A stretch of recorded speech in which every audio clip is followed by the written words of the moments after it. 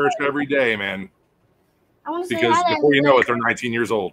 You know. And we are live with Hi, Patriot guys. Prime and Dylan and Frank. Hi guys. Hello, everyone.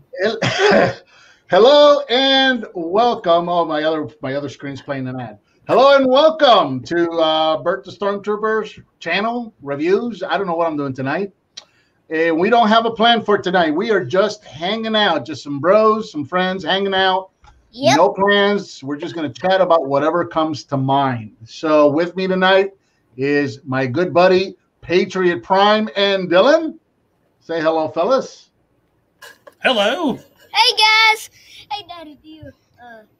And from my absolute all-time favorite podcast that I have been listening to since, 2006, 2007. The Mediocre Show. Here is Frank. How you doing, buddy? Hi everyone. Bert, it's an honor. Thanks so much. And Jason, Thank you so much for joining me. I'm I'm sorry, I don't have a loving intro like you gave for me on the show the other night. You have young ears around. You want to make sure that you watch your. Yeah, we want to keep the what is it? The 7 C's to ourselves. Yes, for sure. All right, Bert. Dylan wants me to greet you as the Joker before he goes to bed. So Okay, let's hear the. hello, Bert. Joker here. Welcome to your YouTube channel. Now you got to work on that laugh. I know the laugh good. sucks. Still working on certain things. All right, get to bed. Well, hang on.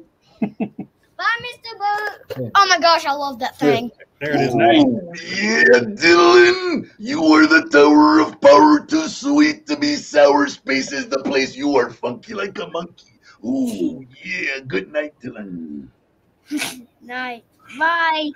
Bye. Night, buddy. Look, you're hilarious. You're hilarious, Bert. I've been told. All right. All right. I can't We've do got, it. I tried. We've It got is- no plan. So I was telling Patriot Prime, Frank, I was telling him about the Mediocre Show and my history with the show. So when did this is going to sound off topic, but stick with me here because this is going I thought somewhere. we didn't have a topic.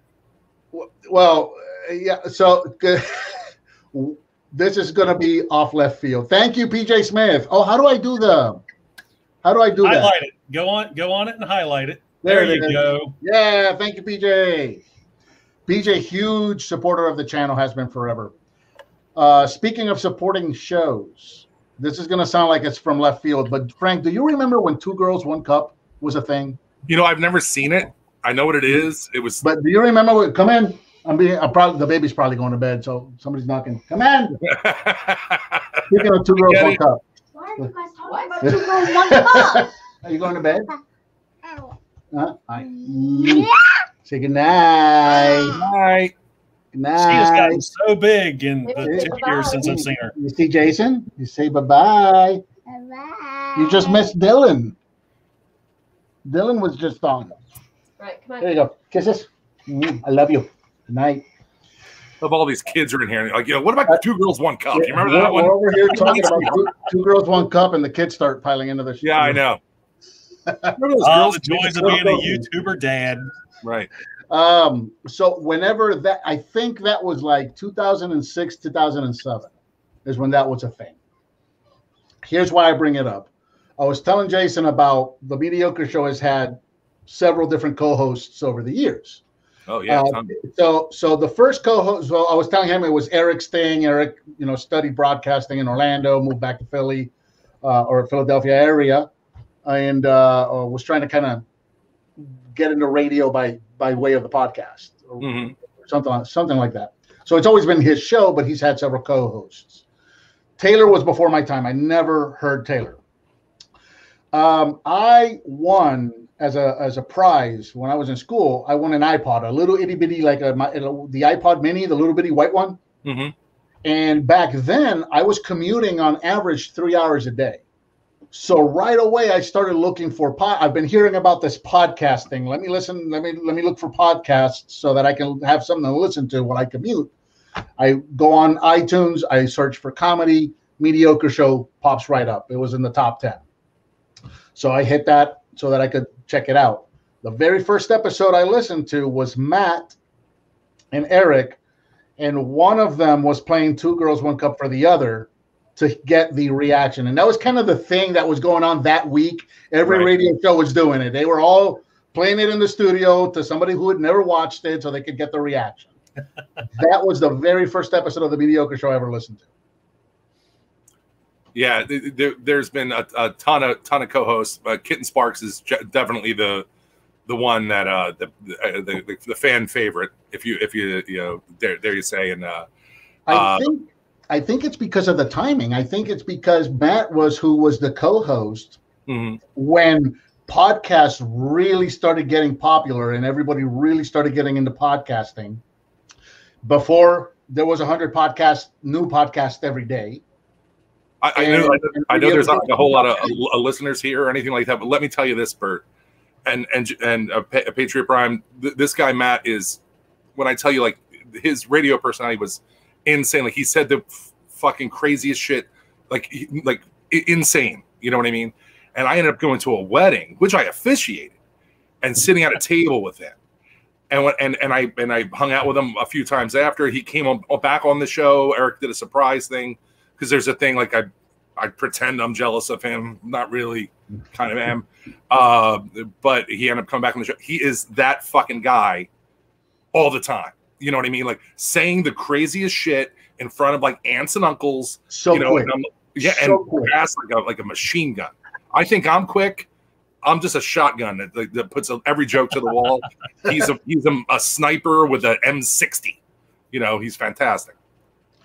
I think one of the longest running ongoing podcasts out there is like 900 episodes. Yeah, the Mediocre Show has been around forever, but I think the reason that Matt falls into that fan favorite category is because of everything you just said, plus the timing that he just happened to be there when podcasts became mainstream. And also, I think the way he went out. Yeah. When he left the show, it was freaking brilliant. Yeah. Jason, they played a prank on everybody that was listening, on the entire listenership, on the nation. They played a prank on the nation, and they pulled it off. Everybody believed this was a real thing. Like, it was like they brought this consultant because the show numbers were dropping, and this consultant was going to like study the show and see what was the weak link and what was keep dragging the show down. And then him and Matt start having friction live on the air, and he starts he starts making these really indirect, hints at it's Matt. You got to get rid of Matt. You want the show to go somewhere. You got to get rid of him. And it just starts escalating, and they played it so masterfully, beautifully, that people were calling in. Are you fucking kidding me? Have you lost your mind?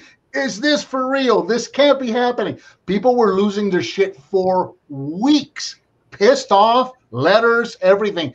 Eric actually had to make, he had to sit down, write it out, and record himself reading this thing, to where he was telling people, hey, look, that was all a put on, guys. Stop being so pissed off.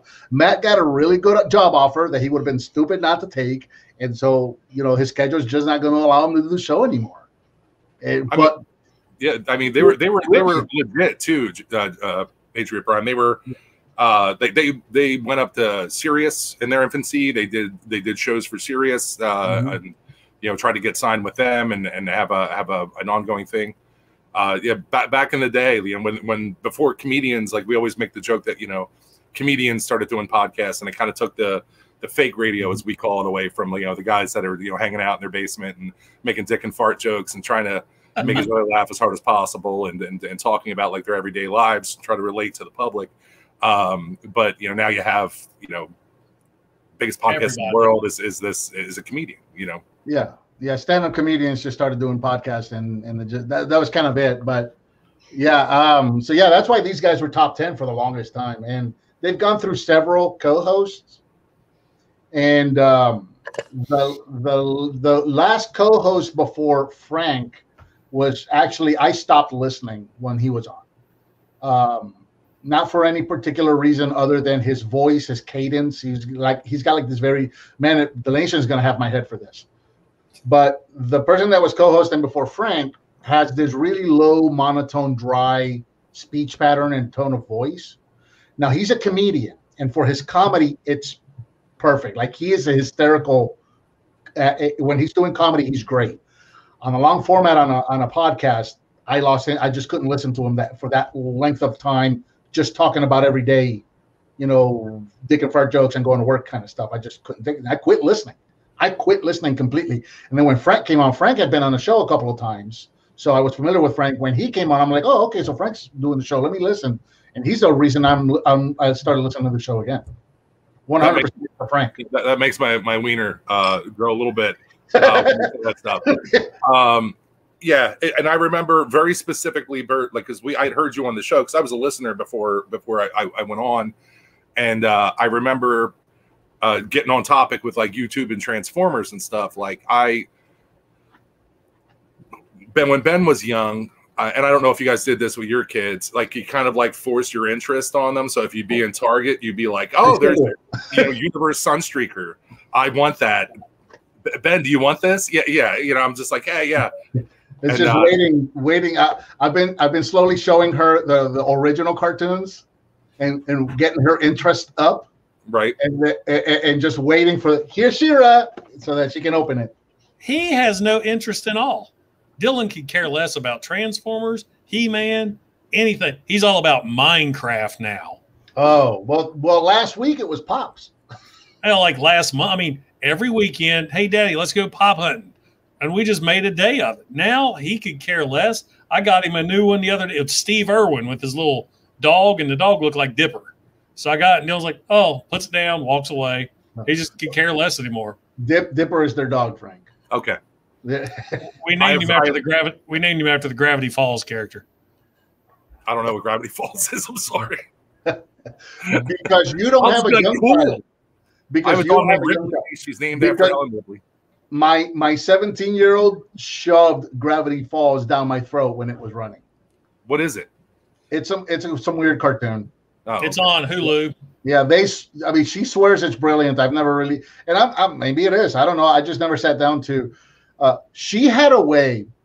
It sounds like a shitty early 2000s band. I think she was my punishment for the way I used to be about Star Wars when I was in the Army, because she has a way of being so passionate about something that's all she talks about, and I get sick of it and lose interest before I even give it a chance. Like, all right, now he made me sick of Harry Potter. She made me sick of Gravity Falls, where I never wanted to watch it. Never watched an episode. That's the way you talked about Beast Wars too. But trust me, I was the same way about Gravity Falls until I actually sat and watched it. Mm-hmm. The show was created to have a beginning and an end. Right. That's when the guy came out with the show, he was like, I want 2 seasons. We're going to do a whole summer. The whole story takes place during a summer.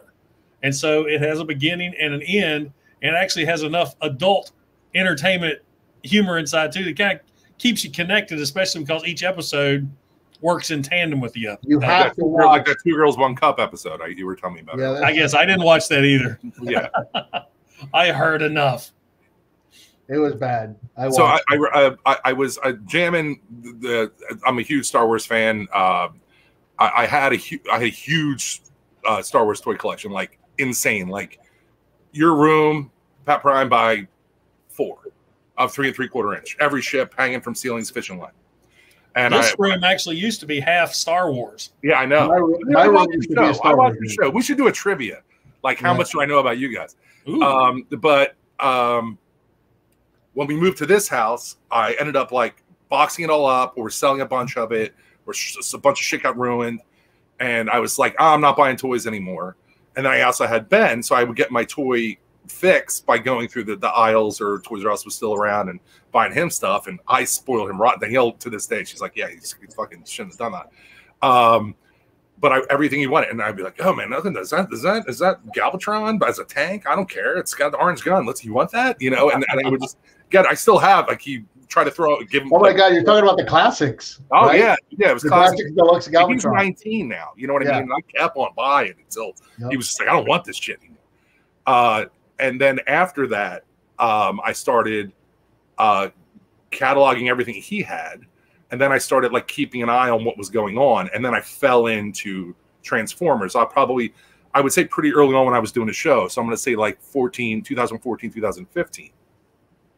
And I was going on YouTube and looking at reviews, and there's just one, and I won't talk about who it is, but there's just this one obnoxious dickhead asshole shit piece guy that reviews Transformers. He's just a real hunk of shit, and I don't know him from Dick, but boy, man alive, I don't like him at all. Can I say, Frank? I'm not going to say who it is. No, we don't want to. But Patriot Prime, you and I both feel the same way about this person. Enough said. He's just really pompous. Yeah, he knows what we're talking about. He belittled the audience, and I found out that someone was like, he had some shit going on in his personal life. I don't give a shit like that, but like he seemed like he wanted something from you, like, you know what I mean? Like he was, if you do your content, then you'll reap the reward. You don't have to go begging on the street like some kind of shithead, and also acting like I'm better than you in the same thing, and all that kind of stuff. It was like, you know who the fuck I am kind of attitude, and I don't like that, not one bit. Oh yeah, I know exactly who you're talking about. Like, we had names for people like this when we were kids. We just can't say them anymore. But he just seemed like a big pussy. You know what I mean? That if you could put him in, like, you just want to fucking hit him. You know what I mean? Just put him in a headlock, choke him out from him, not kill him. I'm not saying do that, but he's an asshole shithead. And I was kind of complaining because he had a nice camera rig, everything was high res, he got shit fast, like way before it hit retail. And I was just like, this kind of sucks. And I think I was like even saying like, I'm going to do a review, or I was just joking, I'm too fucking lazy to do a review, or set up a review station, or do all that kind of stuff. Eric does all the fucking post and all the production. I just say fart jokes as fast as I can. And I said something, and the next week, Bert had left a voicemail, or you might have called in live. We might have been periscoping something at that point. And you're like, dude, and I knew Bert. I love Bert because he was a Stormtrooper guy, and I'm a Star Wars guy. I was in the 501 back in the day. And he's like, dude, I do a comprehensive Optimus Prime review channel called That's Just Prime. And he said what episode he was on. Real That's Just Prime. Yeah. And man alive, Ben and I went down and we went and watched. Now, I'm not saying all YouTubers are Transformers other than you guys are bad. I love Balt Matrix. You know what I mean? I think he's hilarious in the fact that he's got to know that he's putting us on, right? Like with the edit or the lack of editing. The lack of editing and the lack of hilarious, man. Like, I love it so much. Like, he just does it. It's fucking, he sighs to himself and he just take it from the top. No bother. I love how Balt Matrix manages to keep it short. Like, no matter what he's reviewing, he keeps it under 10 minutes. It is magical. I turn that camera on and I could be talking about this little itty bitty thing and I just lose myself. And before I know it, I've got 20 minutes of video that I got to cut down. And I'm like, oh my God, nobody's going to watch this because nobody wants to listen to me go on for 20 minutes about Rung. The way he keeps it short, most of his videos are 10 to 12 minutes or less, is magical. I wish I could do what he does in terms of time cutting. Well, I mean, I think he's charming and he just seems like a good dude. He doesn't seem like a condescending piece of shit. Yeah. He used to do a lot of Power Ranger stuff too. He hasn't done it in a while, but I really like the Power Ranger stuff that he used to do. Yeah, but he does also this weird. Anyway, this isn't about this. Let me celebrate you two. Sure. So I go. Yeah, my shit's long. I kind of fell into that, especially with my G1 reviews, of doing the history of the character, then the review, and then my little final thoughts thing. And I started that day one, and I have just stuck through it the whole time. The only short videos I do are the Toy Hacks videos because I don't do the intro or outro with me. It's here's the toy, here's the decals, before and after, bam. And God forbid if they're offered in multiple colors. Oh, shit. Multiple collars. I can't even say it because I don't know if it's my Southeastern Pennsylvania accent. collars. It's multiple collars. Hey, man, I'm from West Like Virginia. collard This green. is a collar. My shirt collar blue, Yeah. and my dog has a collar. Now in multiple collars. Now your voice is perfect, dude. I mean, I'm busting balls. But anyway, I go back home. I watch Bert. I grab Ben. I'm like, dude, I know you're out of this shit, but like this guy's friendly and cheerful and sweet and positive. And I was like, man, this is great. And that's when I just started like even on a podcast. I have this we'll call it fake gay crush on Bert. And I talk about doing stuff to him or doing stuff to myself while I'm watching his videos. And he even made a reaction video to me saying one thing one time, which was way funny. You invited him to TFCon? No, that was the one that I sent you, Jason, to listen to because I think I talked about you. Yeah, the one with the fluffy shits. Yeah, the one with that was it. It was fluffy shit or fluffy turds. Yeah, oh yeah, Metamucil. It was fluffy turds. Yeah. And I was driving to Orlando that when I was listening to that episode, and I don't remember what the heck I was going there for, but I was going to Orlando. So I was on this backwoods road listening to that show, and Frank starts talking about listening to me on the toilet and doing things to himself and all of that. So and I'm laughing my ass off. So I rewound it. I grabbed my phone and I put it on the dashboard and I started recording and I played it again and I started like fake reacting like he was smiling real big because I was telling him I'm laughing at the show and then I'm disgusted, but then I'm intrigued. Yeah. And I did that to him. I was like, was he in the some kind of improv group? How did he do this? Is he with the Groundlings? This is amazing.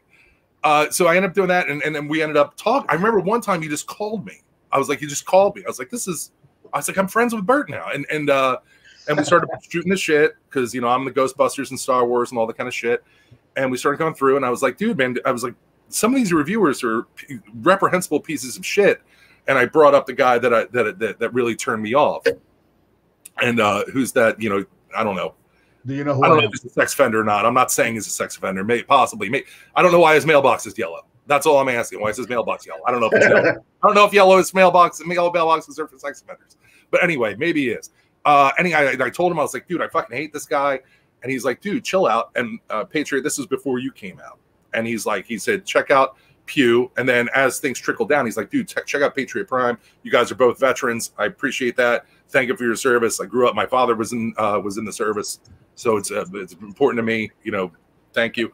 And I was like, check him out. He Pew. And then when Larkin came out, I think you told me about Larkin and the Rejecticons.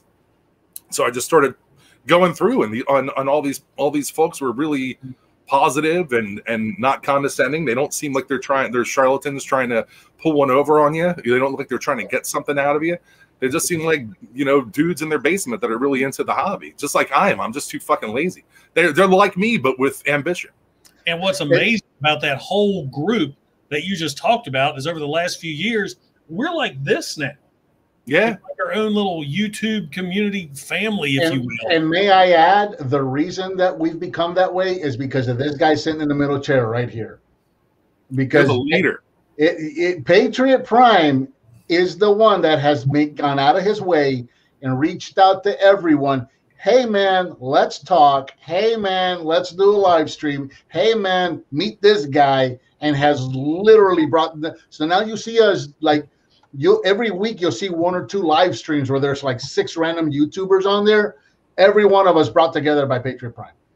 And that just makes me feel real good because I've never heard that mentioned before. I've never even thought of that before. Oh, you're the one that's been bringing this whole community together.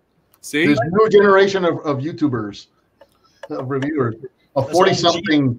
Those old G1ers. The alliance against shitty Transformer reviewers. You know what I mean? Just oust them. Get them out. With us too is none of us are competing with the other. If we watch a review, we're like, hey, man, you need to take this off your back screen because your camera's focusing on this, or you need to do better thumbnails, or let me show you. You try this editing program out. I mean, we're not trying to outdo each other. We know we're doing this all together, and that's how we approach the whole thing. That's something that really attracted me to this whole YouTube thing 10, 12 years ago. A lot of, let's call them old timers. But like you'd see P.O., Emgo, Vangelis, Bolt Matrix, TJ Omega. A lot of those guys would do podcasts together and they would also call each other out on their channels, but in a friendly manner. Like I remember when actually I just pulled this guy out. You guys remember Warbot Defender? Mm-hmm. So when this figure came out, and with everybody that did a review on this thing, they had trouble transforming the arms. When Emgo did his review of it, he got through it like in a breeze. Stops his review to tease Pia, Vangelis, and Bolt Matrix and everybody else because they couldn't do it. I did it in one take. Ha ha ha! Knocks his camera over on purpose, but made it look like an accident. You know, so and that was something that I found really, really cool. Is like these guys don't seem to be competing with each other. They have this friendly relationship. I just turned into Kim Jong-il from that puppet movie. Hello.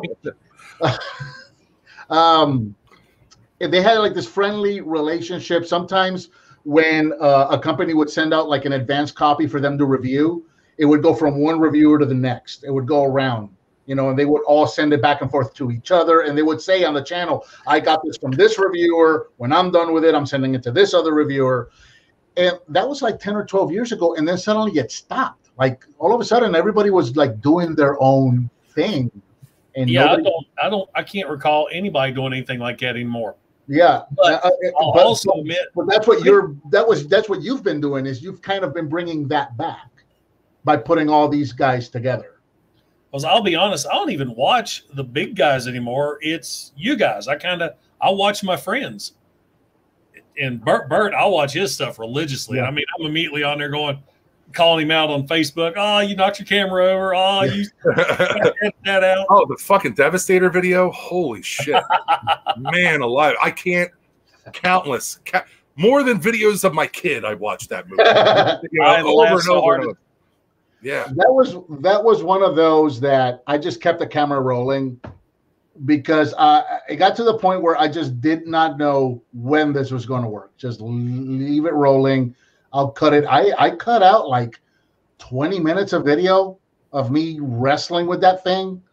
And I really did get pissed off and started cursing at it.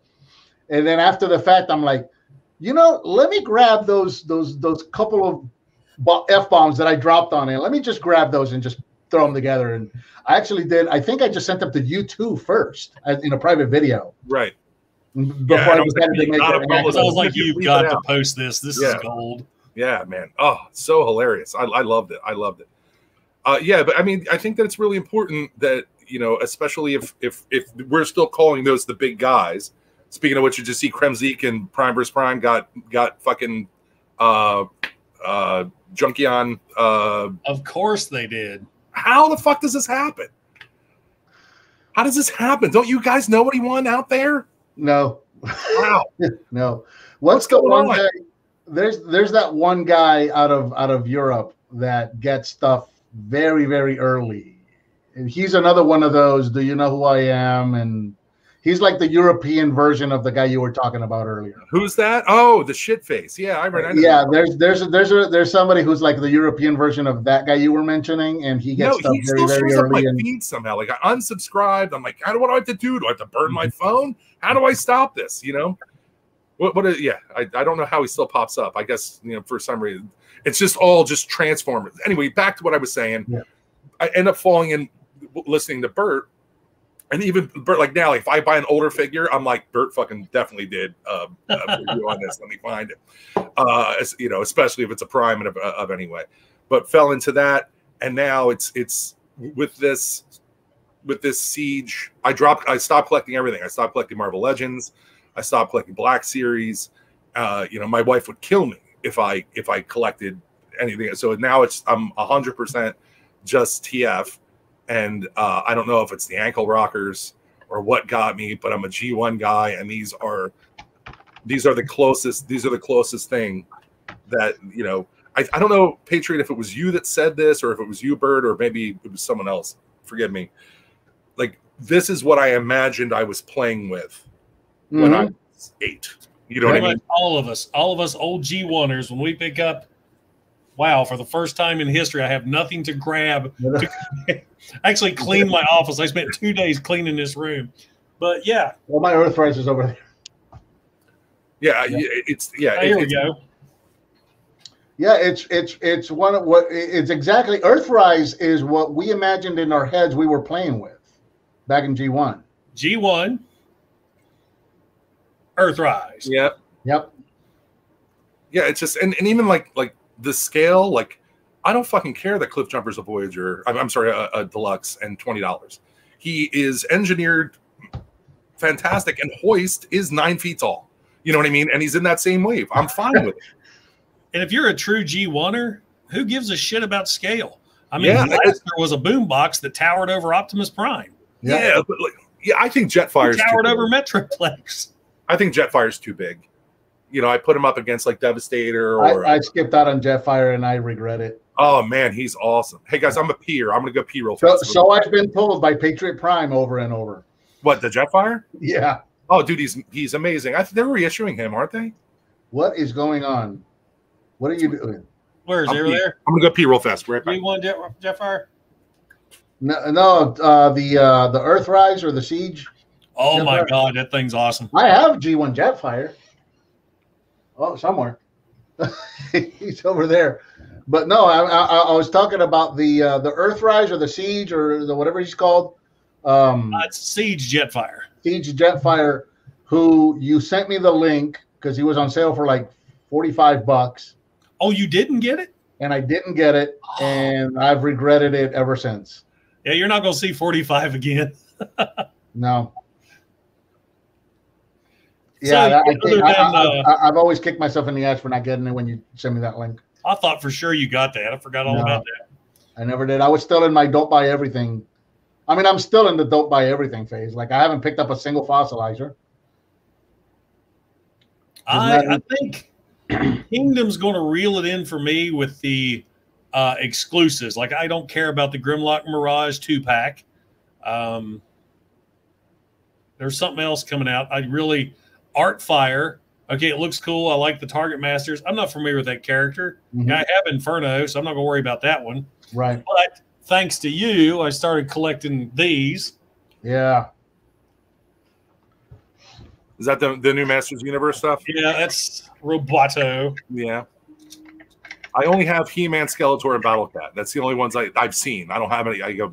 There are things that were like on a lark in Impulse. See, I love how the old figures fit in those classic vehicles. Mm-hmm. This is a project I'm working on. I'm actually videoing this as I restore it. I found this at a toy show a little over a month ago in a bin under a table covered in dirt and dust and soot and grime and shit for $5. Nice. Did that come with any weapons or accessories? This? Yeah. No, I've been working on this thing for the better part of a month. I am almost done with it so that I can complete restoration. And I think I sent you a video when I got the motor running. And you did. He was running across the table. Yep. So it didn't work. It didn't run at all. I had to construct battery terminals for this and rewire it. But, if anyone can do it, Bert, you can. You're a rocket scientist. But it's working now. It runs across the room. And it's goofy, flippity, floppity. This is my next project. Dreadwing? Nice. Yep. I've been wanting. I know you're going to do him in Cup, and I repro labeled my Cup, and I've been wanting to review him, but I don't have a gun for him, and that's the only reason I haven't reviewed my Cup. Considering how cheap cups are, you should be able to get. I mean, shit. Well, now you're going to need I need to buy a new cup now. Looks like you're going to have to another restoration. Oh shoot! And I knocked over my G1 parts bucket. Someone just said that Jetfire's going for 300 bones on eBay. It's fucking haywire. Good Lord. Yeah, when I forget when it was, but Amazon had one of those one-day sales, and he was like $45. And I sent Mark the link. I said, "You got to buy this thing. It's awesome." I got mine on Cybertron Cafe for like $60. Yeah, I found this guy about 10 years ago at a flea market. I picked him and what's the Dualcon, the Decepticon Dualcon, that tank and there's two of them. Tank and flywheels, tank and airplane, right? Him and flywheels, they were in in like an ashtray bucket. $5 for the two of them. Wow. Boy, Cup is such. I mean, I love all G1 figures. I'm not trying to, but man alive, man, that fucking 1/3 of a head. You know what I mean? Flat back, like a shitty parent that left her kid laying down too long. You know, it's the shoulders, the shoulders that are halfway down his torso. See, I almost broke mine the other day because I forgot his legs. You took the legs apart to fold around the vehicle, and I'm like, why won't this work? Of course, when I review a G1 figure, I haven't touched them in years, so I'll pull one down, I give it a good cleaning, and I'm like, okay, how does this work? I don't think I'll ever collect G1 again. I have maybe 20 figures, mostly reissues, but I don't think I'll ever consciously try to. With the way this is, you know, this is perfect for me. If the way these G1 characters, keep pumped out, and at these mass retails, especially if I'm able to find them, this exclusive shit is for the birds. But I don't think I'll ever come back to G1 again. See, my biggest thing with exclusives, not only are they hard to fucking find, why do they keep making the exclusives the mainline figures or the mainline characters? Okay, Ratchet, who's in almost every G1 episode. Let's make him an exclusive. Make the oddball characters you never heard of, like Roadblock or the Clones or figures like that. The mailaways, the Omnibots. The Omnibots would be perfect exclusives because they were exclusives back in the day. Main characters should be available for everyone to collect. Yeah, absolutely. That Omnibot mail away from when we were kids is probably one of my best G1 memories. That weird packet that it came with, didn't it have like some kind of strange artwork that wasn't exactly the same that was on the boxes? And I don't even remember what their names are. What are the names of the Omnibots? Come on. Gray guy, white guy, and red car. There you go. Come on. Calling you the carpet, guys. Now, Bert's Googling. I'm Googling. See, I don't have them, so I don't. Shitty wings. Camshaft, downshift, and overdrive. There you go. Overdrive. How is that not an A-list character's name? Camshaft? And I have all three of them. And it's funny because the whichever, don't ask me which one's which, but whichever one's the red car is my absolute favorite. That's Overdrive. My absolute favorite design out of those three. He's my least favorite toy because he will not stand straight. He has no heel spurs. It is impossible to stand that figure up. He always falls back and knocks half of my other G1 figures over. I hate him. Waiting that 6 weeks though, man, for the mail away. UPS guy going to your house every day, every day. And there was no email with tracking back then. No tracking. No. The guy was getting annoyed with us. I'm surprised he didn't try to abduct me, but I was the ugly kid. Speaking of tracking, I'm waiting on a package right now. Should be out for delivery tomorrow, looks like. That's good. So I thought, I'm a big fan of Fans Project, which I believe, which is why I've got all these, like you guys saw Warbot out here. I just pulled these guys all out again. I don't know if you ever saw this, Frank. I'm familiar with Fans Project. Is that City Commander? City Commander and Protector. I just pulled all these. I didn't realize you had so many third-party figures. I thought you were like me. Oh, no. Fans Project was kind of my introduction to third party because I really liked what they did in that when they start, what they were doing at first was they weren't making figures. They were making add-on kits. They made a trailer for Ultra Magnus. That because Ultra Magnus, we were in that stagnant point where every Ultra Magnus was just a white repaint Optimus Prime. So they did something that was brilliant. Let's make a trailer for him that, oh, by the way, you can take apart and turn him into armor and actually make him look like proper Ultra Magnus. I mean, it was brilliant. I forgot about that. There was during that era, right after G1, every Ultra Magnus was just a white Optimus Prime. It was just a white Optimus Prime. I kind of went over that when I reviewed my Energon Galvatron because right after Beast Wars and Galvatrons came out, they were always the darker version of Megatron. Except in RID. He was white. RID Megatron was black with purple, and then Galvatron was white. And didn't they add some extra joints to the Galvatron one to make him a hand? Yeah. They shoehorned 2 extra modes into him somehow. But I have the Japanese version of the Megatron, of the black one, which I think can do all 10 modes. Frank, yeah, no, I like cracking up. What do we do? It was just the way that Brett, he goes, but Galvatron was white. Yeah. Every now and then we'll get very dramatic. In RID. But yeah, so that's why I really liked about Fans Project when they came out, is that they were making add-on kits, stuff that you can make your good figures better. You know, they did that with Ultra Magnus, then they did the protector armor for Hot Rod to turn him into Rodimus Prime. You know, so I was a big fan. In fact, Warbot was their first figure. When this was the first time they made an actual figure completely. That was not like an add-on kit or something. I just found out about this like a week ago. This went under my radar. I don't know how. This is the TFX 06 Parallax armor for Classics Optimus Prime. Oh, that's cool. Yeah, and it kind of turns the robot mode. It's another add-on. So if you see, it's another add-on kit. It's add-on armor. And you get kind of like this stylized IDW-ish truck. And then you get a kind of an IDW-ish Power Master Optimus Prime. Here's what's cool about this set. This is meant to, you put this on the figure and you leave it on the figure. It fully transforms from one mode to the other after you put the armor on. So there are 3 pieces, the arms and the 4 pieces, the shoulders and the arm and the hands that you screw on and you leave, but everything else just snaps on. But then it's meant to stay on. You never take it off. It transforms cleanly.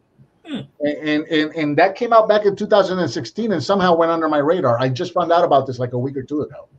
So I ordered it because it's on clearance on BBTS for $15.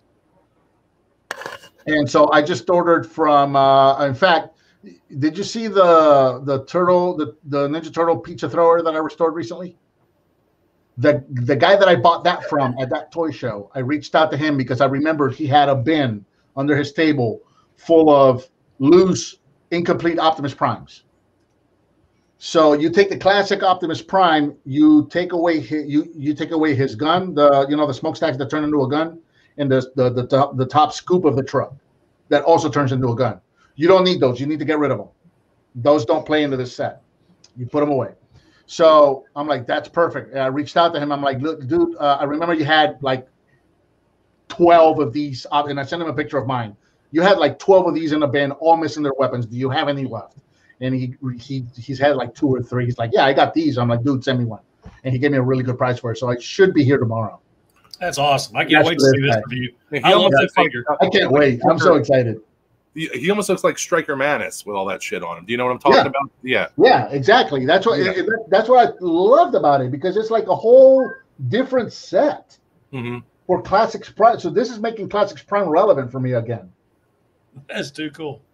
Yeah, I can't wait for that figure to get here so I can play with this. I opened it up. I got here today, and I was looking at the instructions. I'm like, you have to remove his fists. So, and I got 2 Classics Primes. I got the American release, and then I got the really super shiny one that came out in the 2-pack.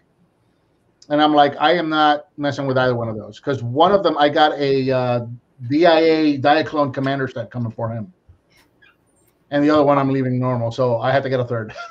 I mean, I don't want to say I don't fuck with third-party stuff at all, because I do have some third-party stuff. I have some Legend stuff, like Galvatron, the Seekers. The thing that I have, and I've talked to you about this before, Bert, that like I don't know if it's even still available, but like why everyone doesn't own it is that it's a KO. I guess it's a downsized KO of the. I think it's a MP10 in Voyager scale.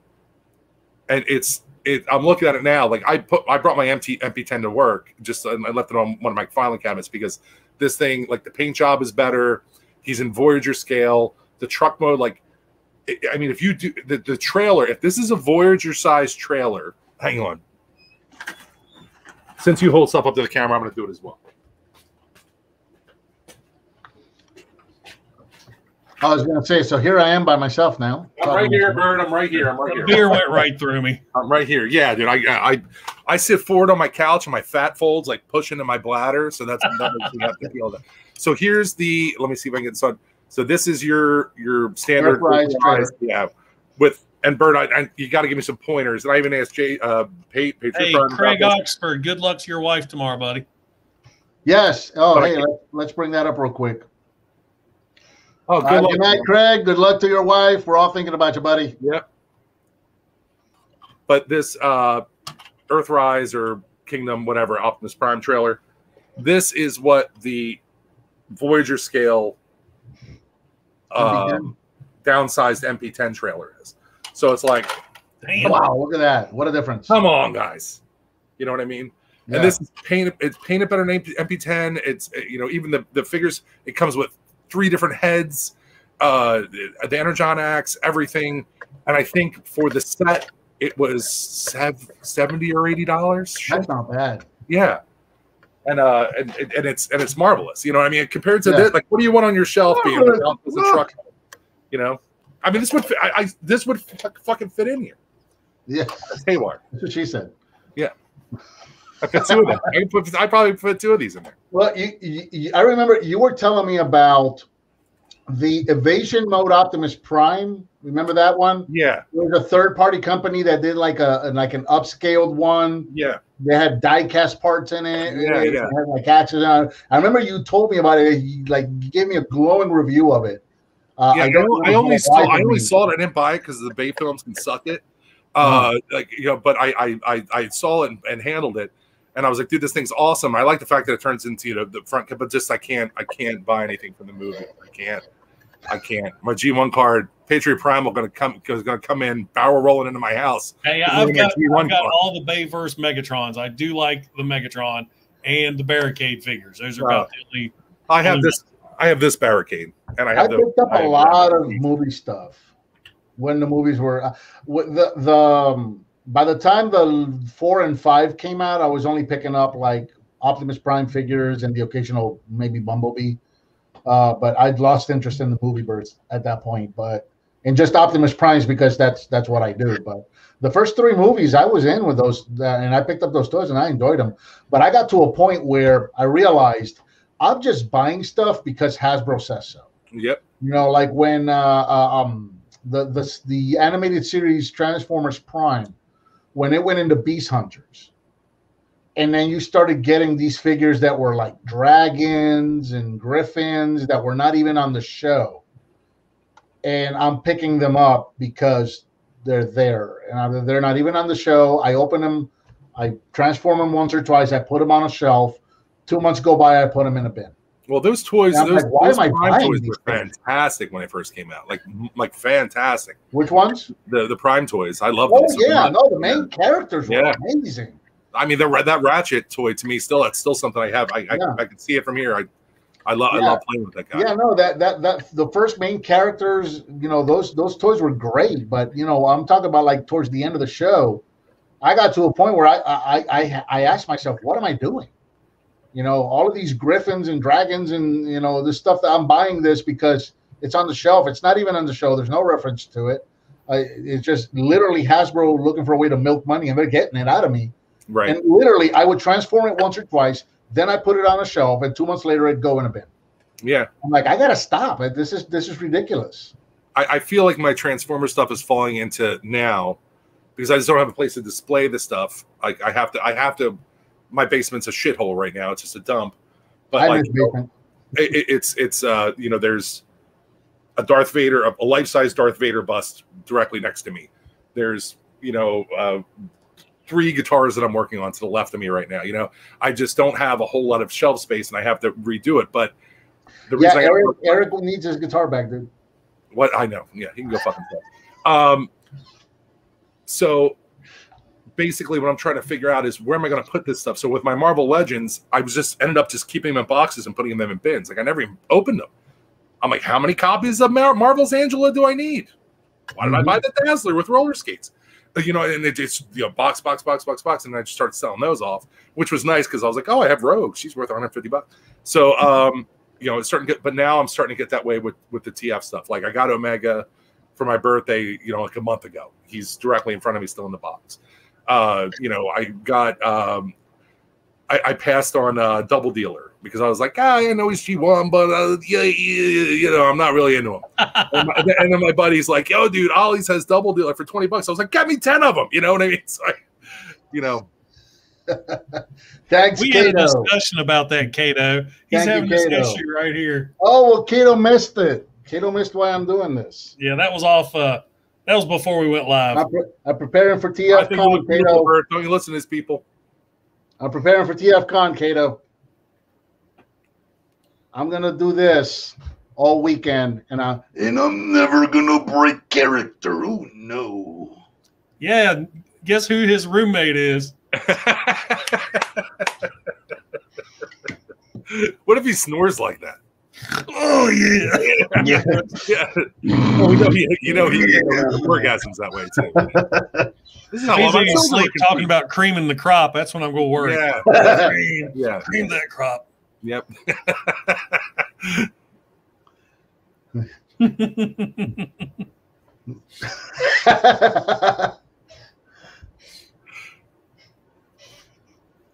Okay, Kato, you just wait until you see these two veterans drunk.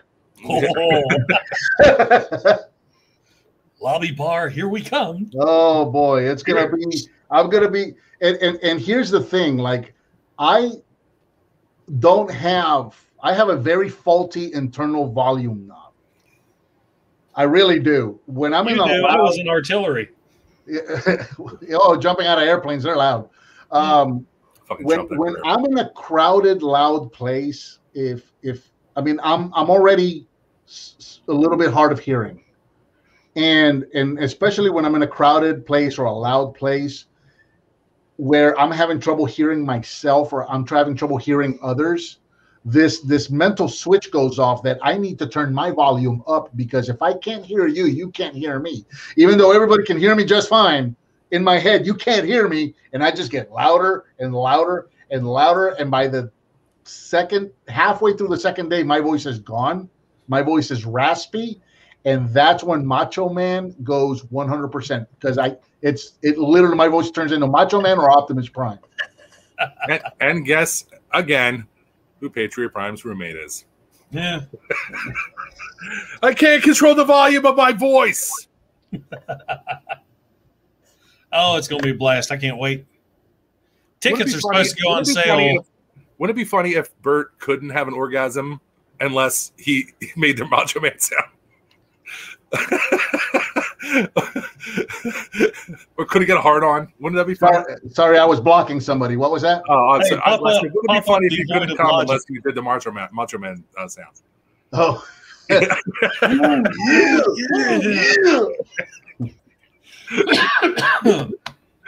That's the best time. The best time to break out your Macho Man voice is right at climax. Yeah, for sure. Hey, click devoid of logic's comment there. That's a hoot. That brings back great memories. Yes. What did you do? I took out the universe. Yeah. Patriot Prime and I did a live show from 80s Toys of West Virginia. And this guy... Like a panel? Huh? Like a panel? We met up. We were able to actually meet up face-to-face. Right. And we found a meeting point in Princeton, West Virginia. And upon research, I discovered there was a place called 80s Toys of Princeton, West Virginia. So I contacted. Oh, so you weren't okay. So you're at a store. Yeah. I thought you were doing like a panel at a con. I'm sorry, I misheard. No.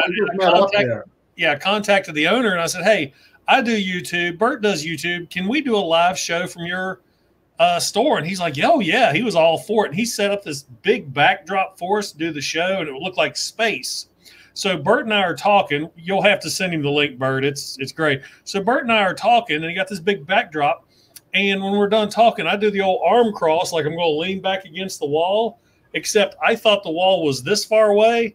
It was this far away. So I fell back, and I took down that whole backdrop with me. Did you eat shit? Like, did you fall? Like, fall? No. No, he just knocked over the background, and I think this might be the actual thumbnail, but like we both turned and looked at the camera, and we had this look of like, oh shit, but we're laughing at the same time, and it's priceless. The expression on our face is just priceless. And we didn't miss a beat. We just kept talking. Like, because you can see Patriot Prime is in the background with this oh shit, and I'm like right in the camera with this big shit-eating grin on my face, like do you guys like Stormtroopers, Transformers, and Ghostbusters? What? It was great. I'll send it to you. Oh, No, Kato, I I've am never not. seen it before. There's Fire Fire Talk. Talk is here.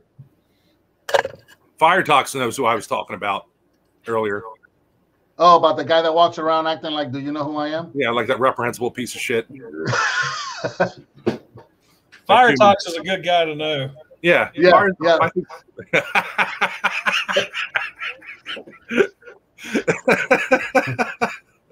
Dude's got a whole band.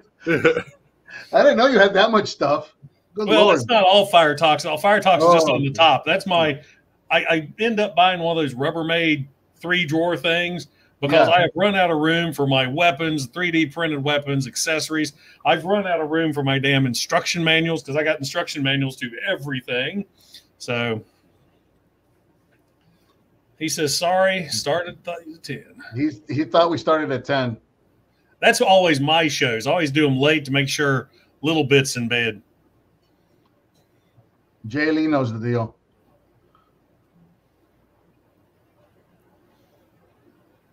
So, Frank, what Fire Talks does, Fire Talks 3D prints. Oh, I know Fire Talks. I'm well familiar. Yeah, Oh, okay. Yeah. This dude just 3D prints anything, man. Yeah. And the stuff he comes up with, his Yeah, brain is just always working. He made the Cheater Peter. yeah. Everybody's chiming in. This just become the Fire Talk show. Everybody's chiming in.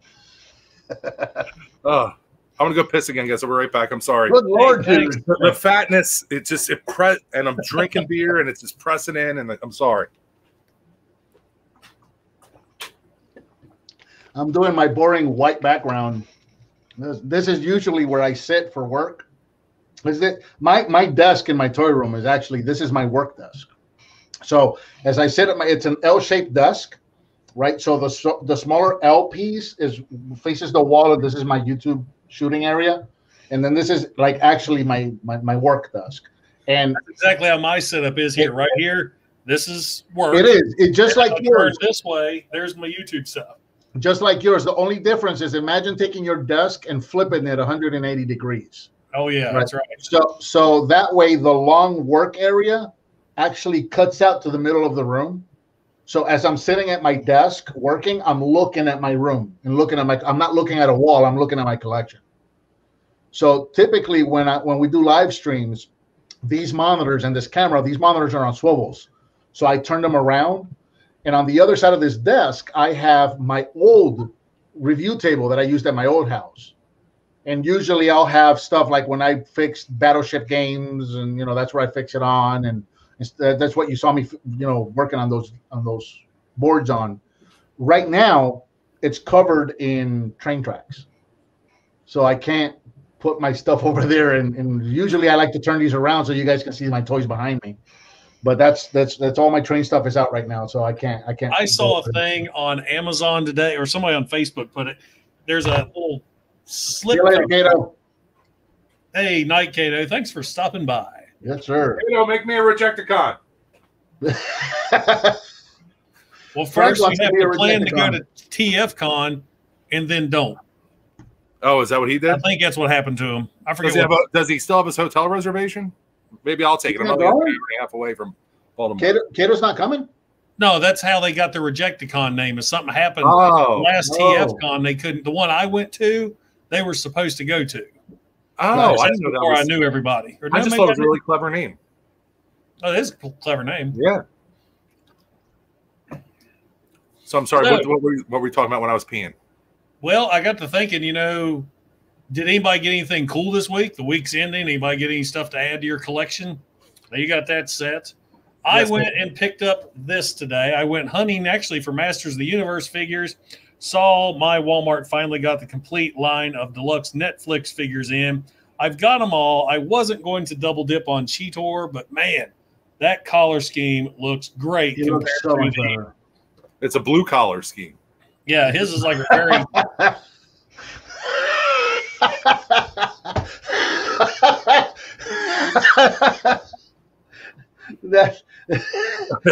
I deserve it. I deserve it. This is what I do, Patriot. That's great. I accept the challenge.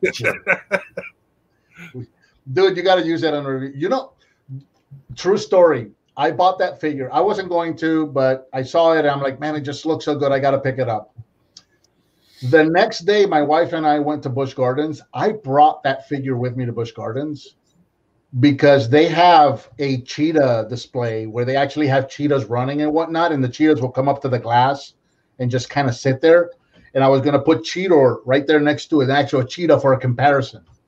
That's awesome. We hit a heat index that day, and the cheetahs came out once. They did the run, and they took them right back in. All day long, my wife was so sick of going by the cheetah display because I kept dragging her by, waiting for the cheetahs to come out just so I could shoot the stupid comparison with Cheetor. And the cheetahs even walked up to the zookeeper's like, hey, man, I've got a crisp 5.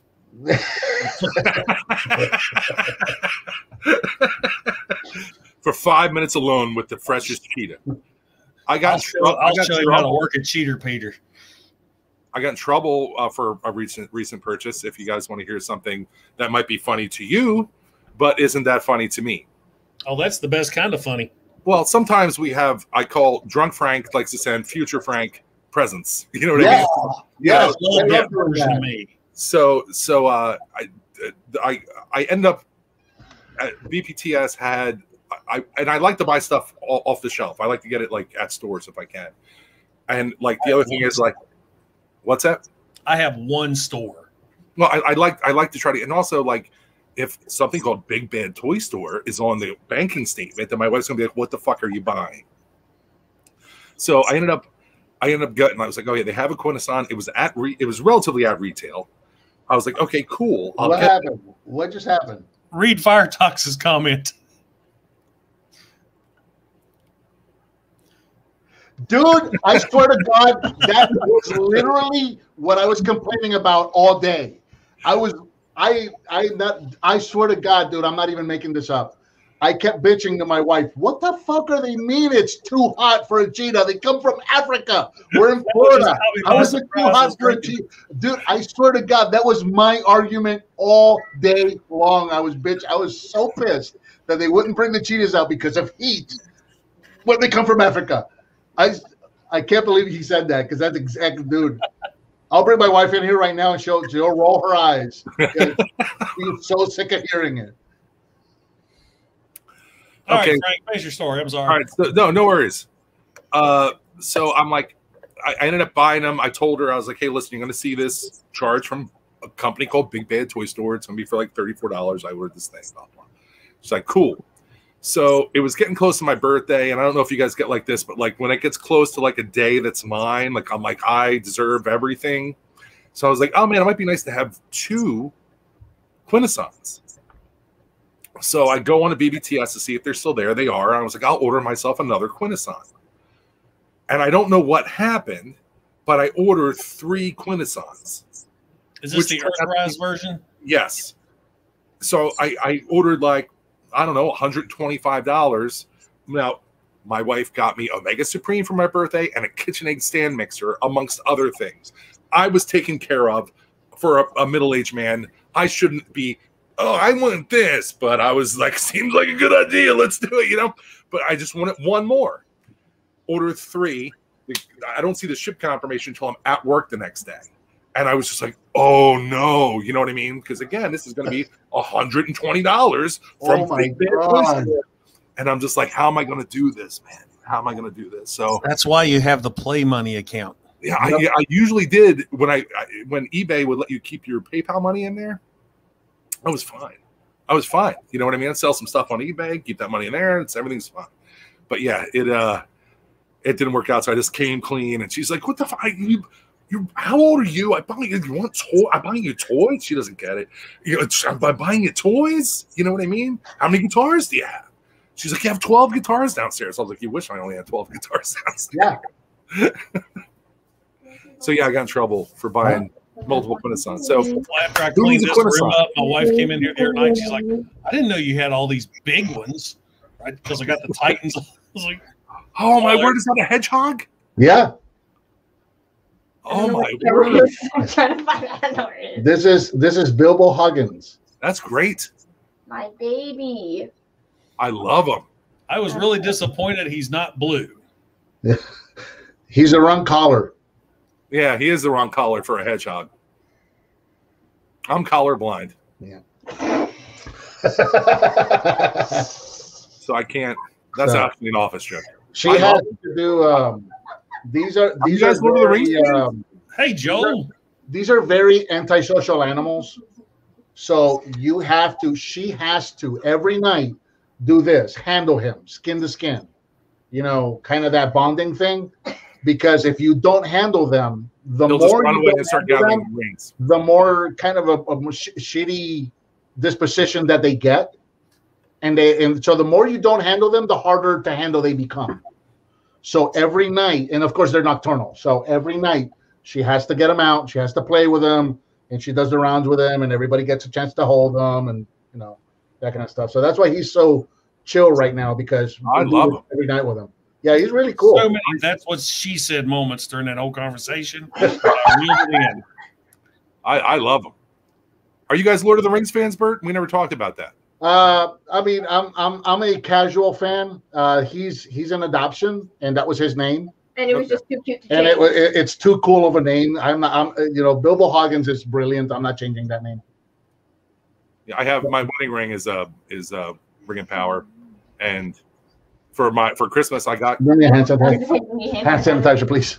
Sorry. I have hairy feet like a hobbit. Oh, there you go. Cosplay. There you go. But I'm 6'4". It's fine. It's forced perspective. I got a friend who got a job in New Zealand and a contract, and him and his entire family moved over there for 2 years.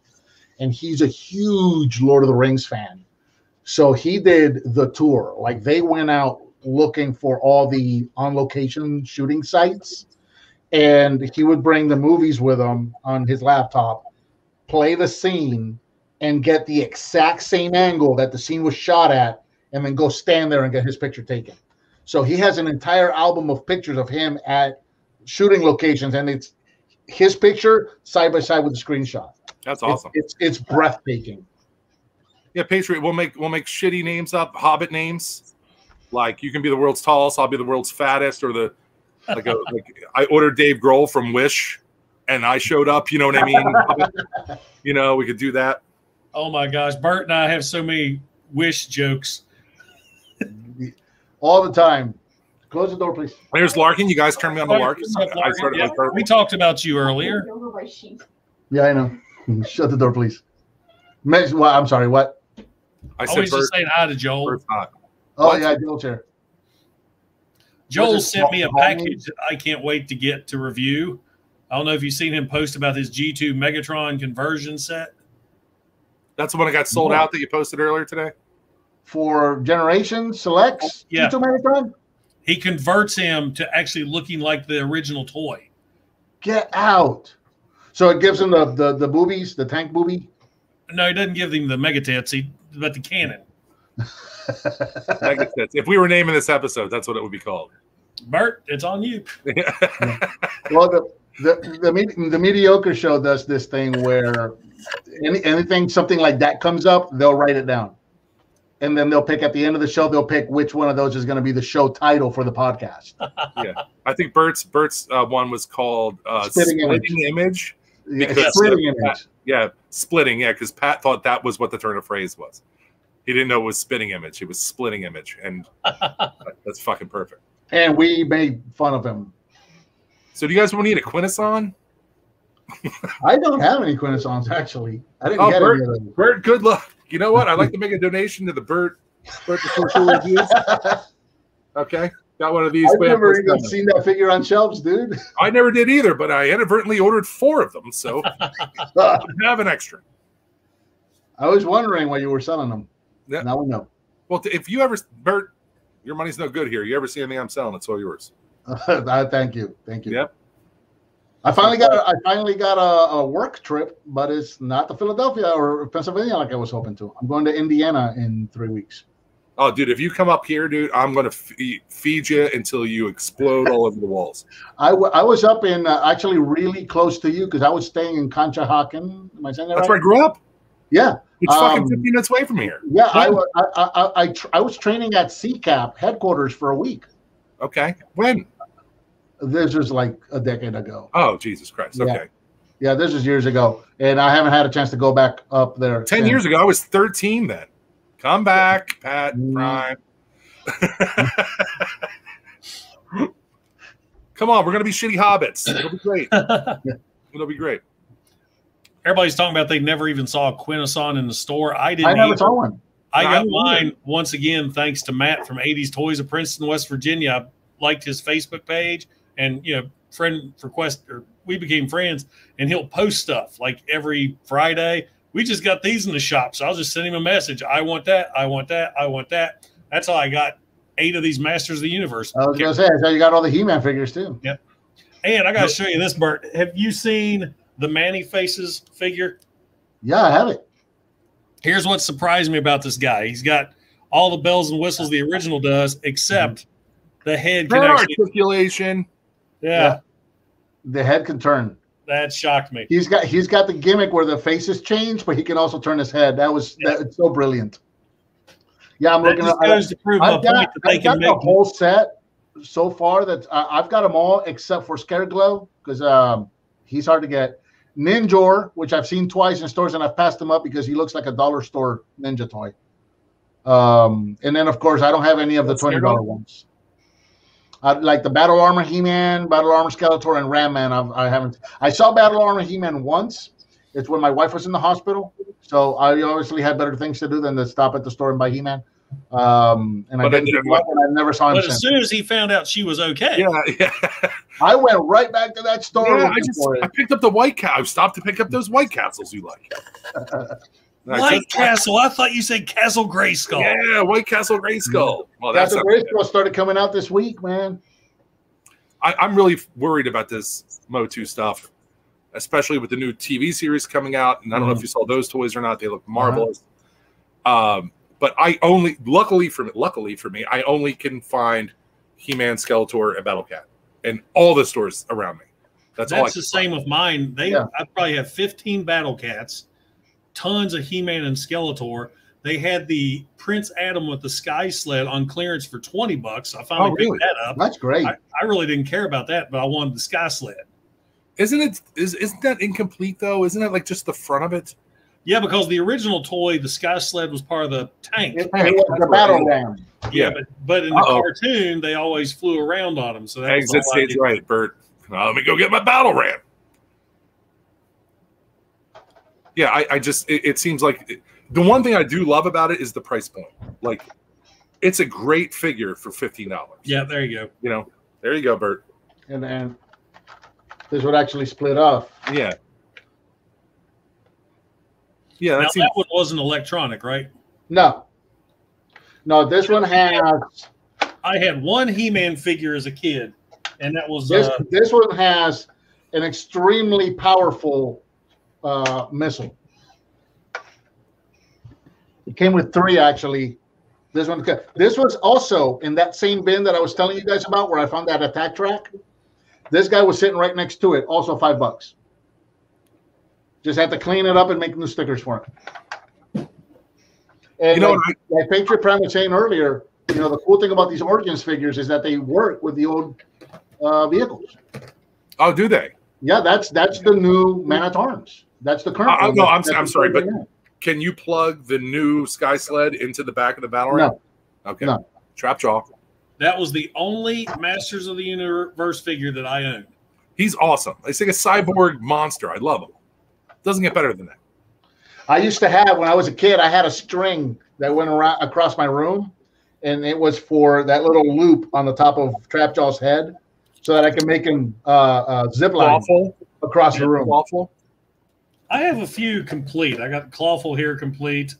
I've got a buddy of mine wanting to buy some of the others I have. But That's what everyone wants, a crustacean-based action figure nowadays. It's really hot with the kids.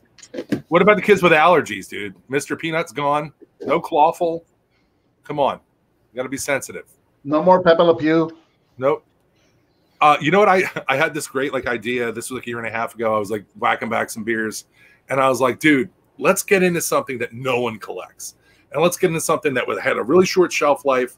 Just so like with comics, like I collect, as far as vintage comics go, like I had to put brakes on it. It's just too much money for like vintage comic books.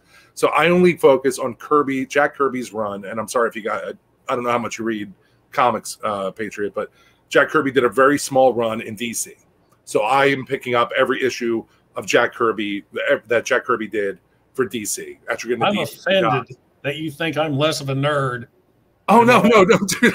I don't ever see it being like, hey, dude, listen, Orion would never do that. What? Do you have the first issue where Big Barda appeared? You know what I mean? Okay, so, I'm not that much of a nerd. That's the key thing, dude. Like, me and Ben, every Comic-Con we ever go to, we just go up to the dude and we're like, do you have the first appearance of Big Barda? And one time it worked, but it was like $400. I was like, I'm good. Anyway, what was I saying? Oh, so I decided, I was like, let me get into something that's like no one collects. There's no buzz behind it.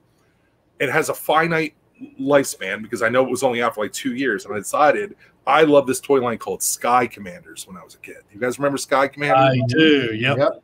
And holy shit, does that shit go for crazy money. Yep. Remember the Sectors? Oh, I love the Sectors. Yeah, for sure. That's another one that go for crazy amounts of money. Do you guys remember the glove gimmick and everything? Mm-hmm. Yep. Mine is, do you guys remember Captain Power? Oh, yes. You have all that shit, dude. I have a near complete collection of Captain Power. The few pieces that I don't have are stupid expensive because they were only released in Europe. It's some of the vehicles that we never saw in the US. And it's they all still work, which is great. But I'm super proud of my collection, but at the same time, I'm super scared of it. And the terrible part about collecting Captain Power is that the plastic that they were, even though these were made by Mattel, the plastic that they were made with has become brittle. GPS. GPS. They got GPS, and they got, but even the parts that are not gold, like if you got a figure standing on the shelf holding his gun, and it falls over, the gun just broke into three. You know, I've had some of those figures. Like I got the Scout Baker figure, and he's got this whole rig that has like hoses and a backpack and a helmet, and everything connects to each other. I got a lot of these I bought brand new. And I opened it, and I took it out. And as I took it out of the package, his entire weapon system just crumbled in my hand. It fell into like 10 pieces. We're talking about a part that's that big, broke into 10 pieces just because I opened it. So it becomes really, really difficult to collect those and keep. I had some of those that broke during the move, and now I'm over here. Story I've always heard, it's whatever compound they used in the plastic to give it that gold collar, molecular density just. Adorable. Thank you, Larkin. Thank you. Air Raiders. I remember those were the rings, right? I was just about to bring up Air Raiders. Get off my shoe, Larkin. Fucking beat nerd. it, you. Scram. I was just about to bring up. I was actually, because I had a couple beers. I forgot what they were called. I was just Googling it, but cool. Yeah, Air Raiders are fantastic. You pump that shit, the fucking missile goes out. I don't know what this smaller figures too, man. Like Computer Warriors. I don't know what Computer Warriors. I think you just out-nerded me, Fire Talks. I don't know what Computer Warriors is. Coming from a guy who collects and restores Atari and Commodore computers, I don't know what Computer Warriors is. I'd like to see him bring back Cops, but they just defund them. Probably.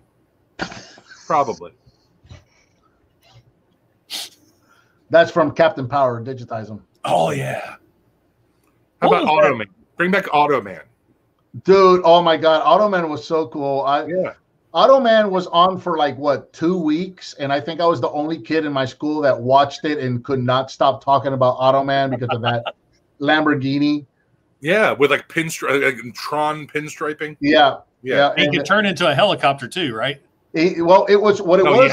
There was a cursor. It was his cursor, buddy. yeah. It was a computer cursor, but he flew around and whatnot, and he could turn into any vehicle that they needed. So he could turn into a car or a helicopter or like a jet ski or something like that. They should have called it Shitty Tron, but instead of you going into the game, the one character came out to the real world. The one thing I vividly remember about that show is when they were doing driving scenes, the car turned like it would turn in a video game, or like in Tron, where it would just, if it was going around a turn, it would just cut 90 degrees and go. And his cop partner, being human, couldn't handle the physics. So every time the car turned, they would have a shot of him getting thrown into the window. Yeah. And like comedy. Second and face into the window. Looks like I'm heading to YouTube after this. I don't know why, but that always stuck with me.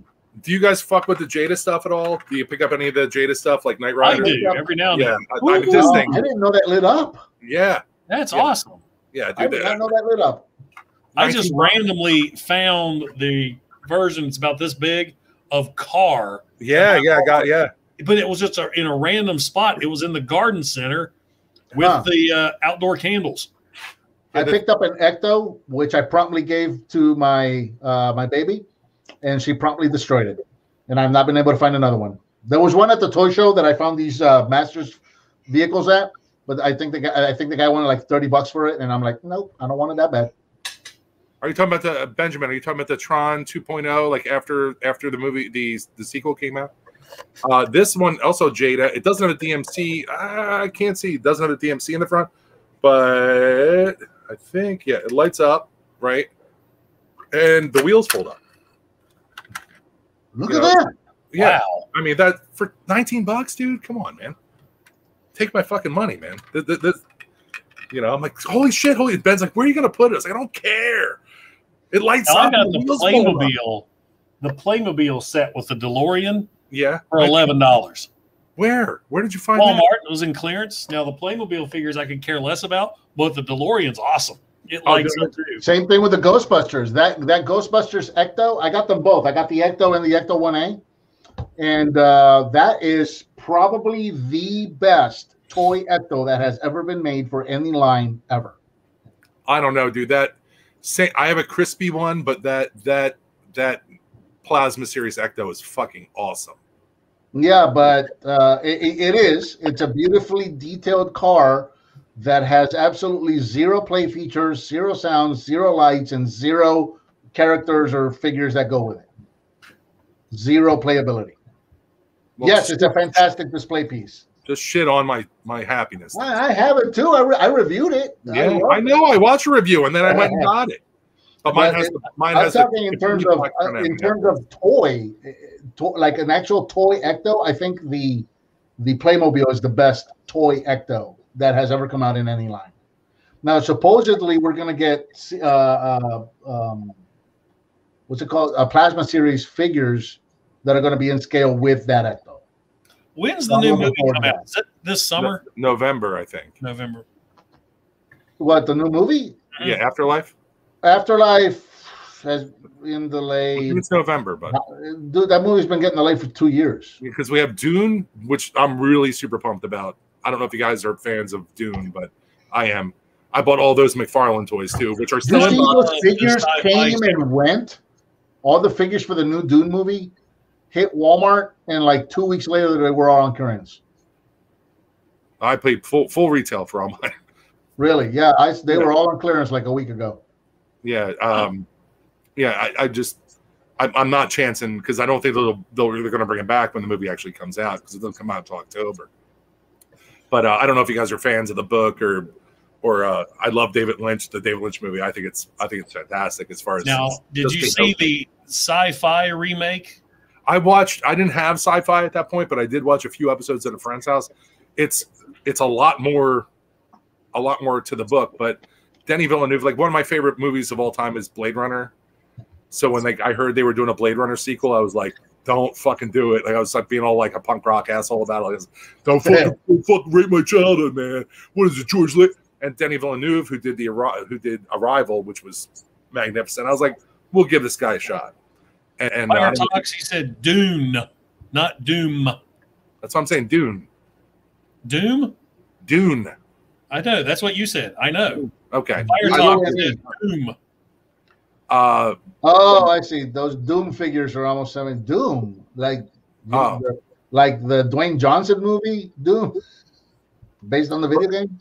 Denis Villeneuve did it. I don't know if you guys saw Blade Runner 2049. I don't know if you guys like. You know, I haven't gotten around to watching that.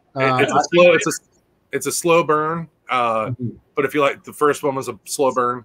Yeah. But it's fucking awesome. Like Blade Runner 2049 is amazing. You know what I learned? It took me forever. I don't know why, but I just never knew this. But the replicant in Blade Runner, the lady is Lieutenant Ironhorn from Ace Ventura.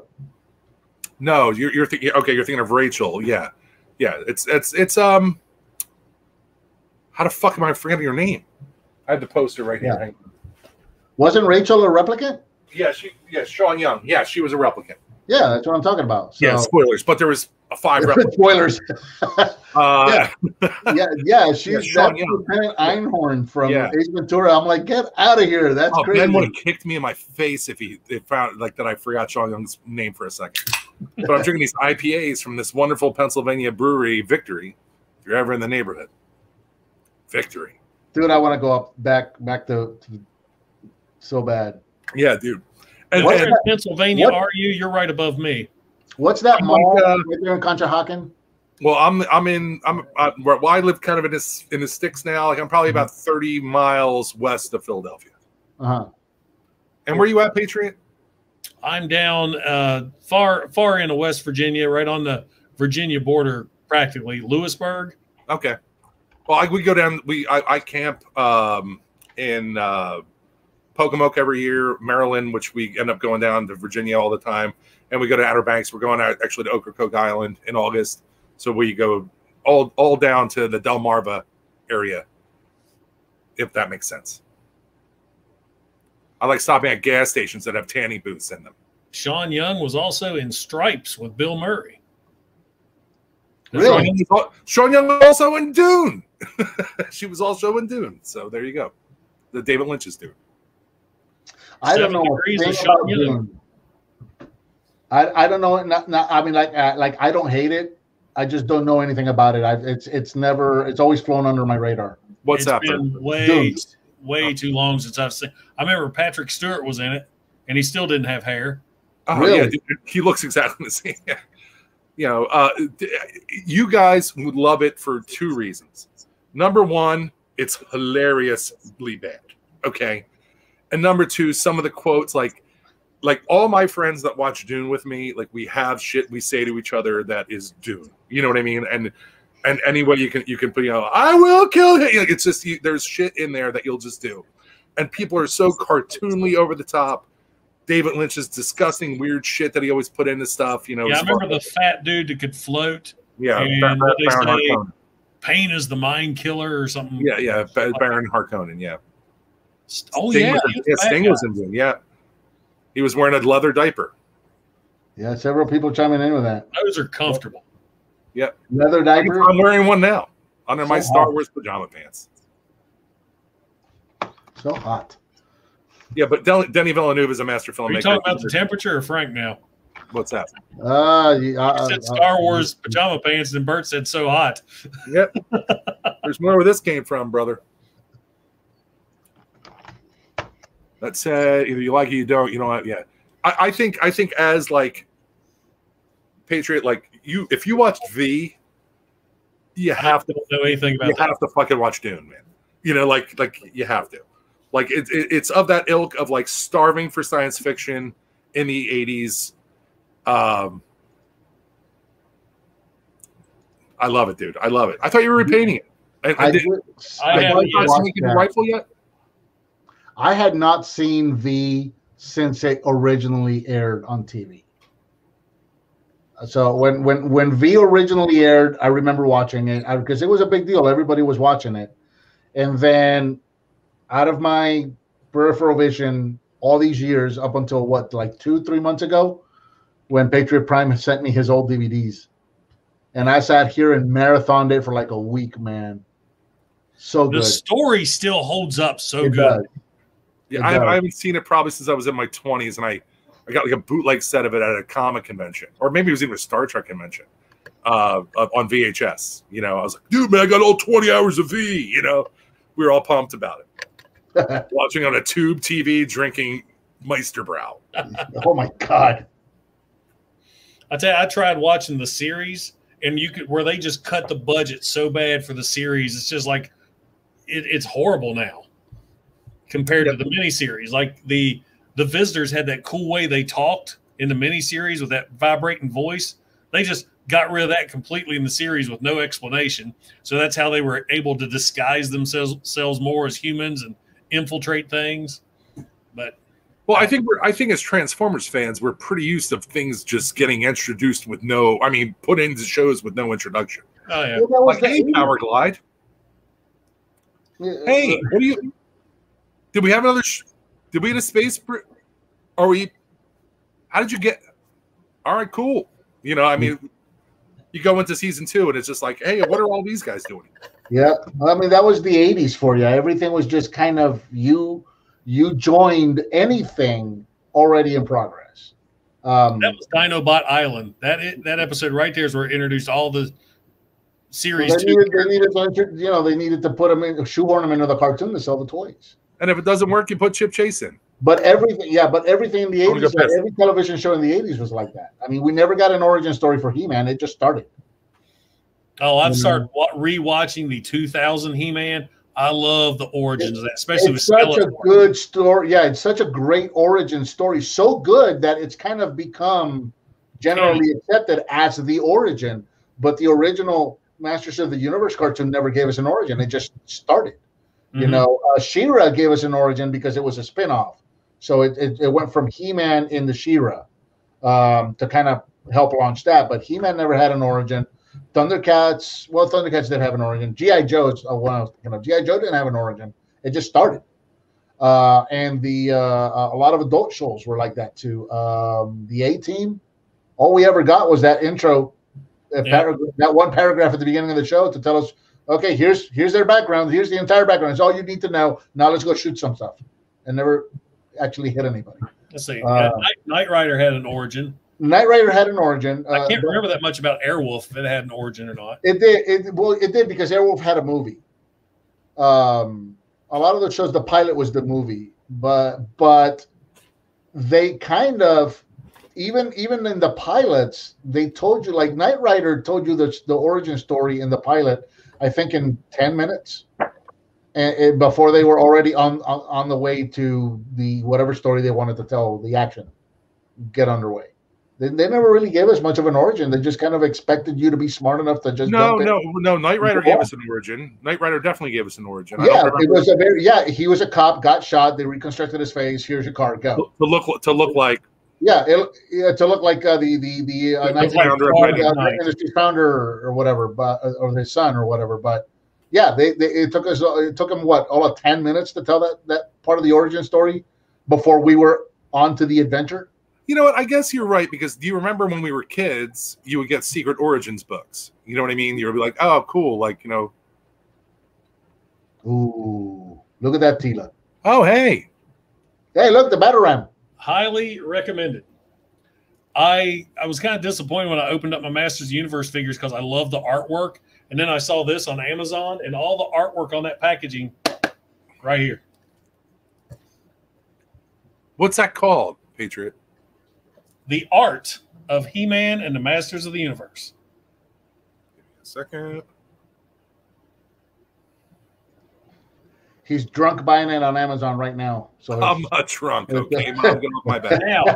Right now on Amazon is the collected edition of all the mini comics, and it's a book a little bit thicker than this. A $40 book. It's on sale for $18 right now. Oh wow! So wait, there's more. What are you? A fucking infomercial? Stop it! Wait, there's more. Honestly, I know. But wait, there's more. Attention, Kmart shoppers. Yeah. What is an ISBN? I don't know what that is. I don't think it's going to help you. Oh. Oh, Dark Horse made it. Yeah, I can't see that. Ninja, I can. You know what? Also, I was thinking about when I was just peeing. How small it was? Yeah, dude, it's horrifying. You know how it is to be a big guy with having. I'm 6 foot 4 inches, and that's 2 measurements. Yeah, well, listen, especially since I got fat. Like when I was thin, I kind of like, it's kind of and I'm not supposed to be fat. Like Patriot, I know you don't know me, but I have regular people arms and legs. But like this whole thing is just a fucking amorphous blob. But anywho, it pisses me off that this trilogy is called War for Cybertron because I think the toys, especially for the first War for Cybertron game, were some of the best Transformers we ever had, especially that Prime, Bumblebee, and Cliffjumper mold. For that first video game, yes, I agree. I agree. They were that Prime is fucking. They were awesome. fantastic figures, but they were not good kid toys because you need a bachelor's in engineering to transform that Bumblebee. Yeah, for sure.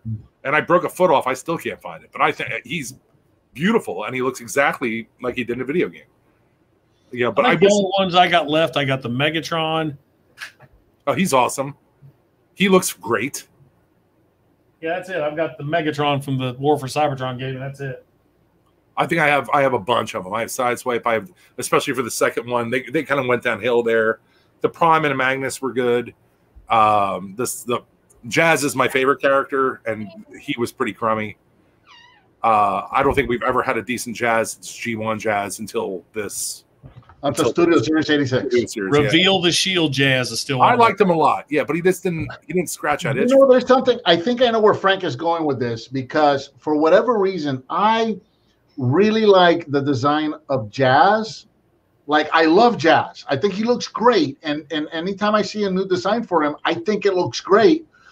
And then I got the toy in hand, and something happens that I'm like underwhelmed. Every single time it happened with animated, it happened with classics, or the reveal of the Shield. It happened with War for Cybertron. Like every time I get a new Jazz in hand, I'm really looking forward to it, and then I'm underwhelmed. And thankfully, that was not the case when the Studio Series 1 came out. That's a fantastic figure. Yeah, and last time I checked on Toy Hacks because I bought 2 of them because I want to do a Toy Hacks on one. They've been broken. Yeah, the other thing, I have that fucking Bruticus, man. I have him he came with Grimlock. I was just messing with him today. The platinum edition. And I just love that War for Cybertron Grimlock figure. It's fucking awesome. Like he's great. Like I was kind of bummed out when I got the leader Grimlock, or even when I got the other one, the Combiner Wars one, because the Grimlock for War for Cybertron was so awesome. It had a light up feature. He had his own faction symbol. He was just so cool looking, big sword. They turned that into that version, a third-party company. I can't remember who did it. That was a TFCon exclusive the year I went. I forget what they called it, but he was like gold-plated or something like that. Yeah, well, they ended up doing another version. I love that figure so much that I got him that came with this Bruticus. I've never taken it. He's still in the box. I haven't taken him out of the pack. Everybody's talking about War for Cybertron, Fall of Cybertron were best TF games. Did anybody ever play Armada on PS2? No. That was a good Transformer game. Was it? Yeah. I don't know if I played it in Iraq. Of course, I bet you any video game was good over there, though. That's true. Yeah. Did you guys play Devastation? When I was over in Egypt and Saudi, we were at PS1, and everybody was playing. What's that game where cars are fighting each other? Twisted Metal. Twisted Metal. That's what everybody was playing. Twisted Metal on PS1, except for me because I actually brought my original NES with me, and I was still playing NES. Everybody else was playing PlayStation Twisted Metal. While you guys were protecting our country, I was probably masturbating and crying, playing Atari 2600. So thank you again for your service. Yeah. Tears and saltiness. Yes. Thank you, Mike. I spent 2 days getting this straightened up, and I even dusted, and that's a chore in this room. Especially the black shelves. There's a reason most of my shelves are that light gray. It hides the dust really good. The black shelves, not so much. Now, Mike here, if we ever do a live stream, we need to get him on. He's a freaking hoot. Yeah. Well, now I don't feel like a hoot, man. Well, you're a different type of hoot. I'm hootless. Hootless. Hootless in Seattle, they call me. Rootless in Seattle. Yep. So yeah, I am looking for, if you guys want to keep your eyes open for something for me, I am looking for, and I have all the accessories and I have them pristine. I am looking for a half decent G1 Jazz to restore. So I can't find anything online for that's worth a damn for less than 60 or 70 bucks. So if anyone has one for a G1 Jazz, 60, 70 bucks. I have an extra roof for him. Thank you. Thank you. I'll tape that to my back and pretend I'm him. I'll tape it on my dick and call my dick Jazz. Make my Jazz jizz. I have no idea. You know that, Jazz? Yeah. Oh, that's yeah. Jazz jizz. What's That's that? the show That's episode. That's Yeah. the show Studio title. series I'll jizz. talk like Macho Man Randy Savage when I do it. That's the show title right there, Frank. Jazz There we go. jizz. There we go. This video is never gonna get monetized. No. I didn't know you were trying. I asked you before. Do you want me to? Am I okay? It's okay. Drink. You said do That's- both, please. That's all right. We've recently found out actually that live streams are not good for your channel. No. Wow. Live streams are good to do live, but they're not good to put back on. I mean, I don't care. I'm going to put this video on my library anyway, so anybody can come back and watch it anytime. But typically, if you do a live stream like this, usually you don't want to do them too much, and if you do, you don't want to save them to your library, because YouTube is doing this thing now where they not only measure the clicks, but also the length of time that people spend in your video.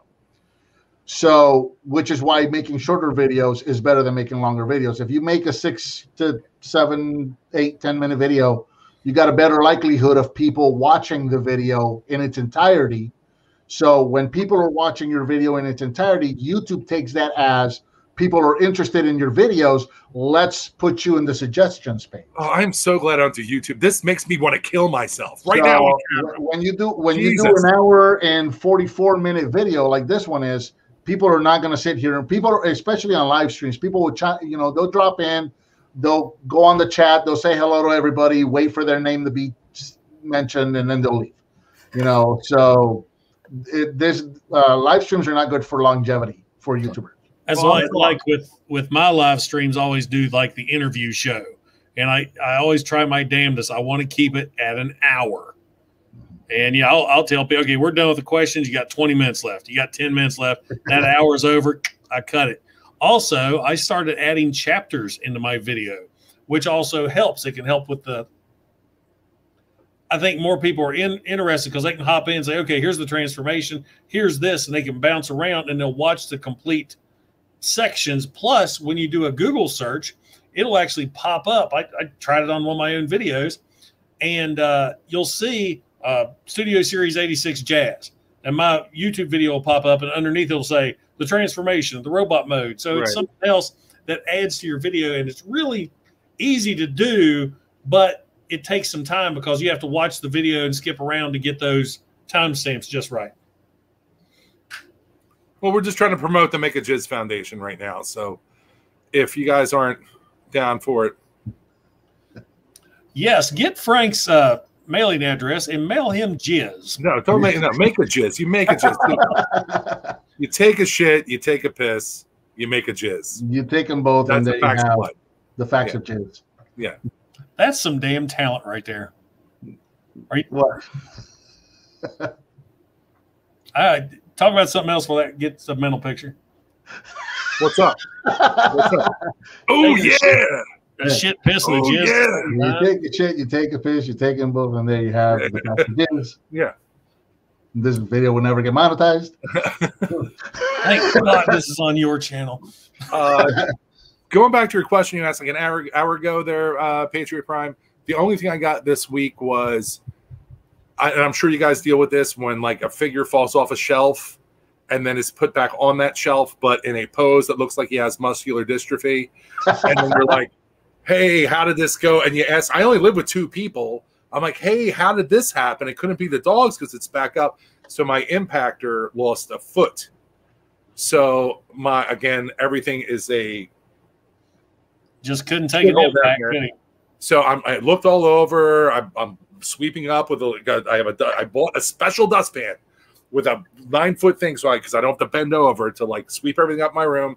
I couldn't find the foot, so I went on Cybertron Cafe or Transformers Unite or whatever, and I said, "Hey, I'm looking for an impactor." Within 2 minutes, I got another one for $10.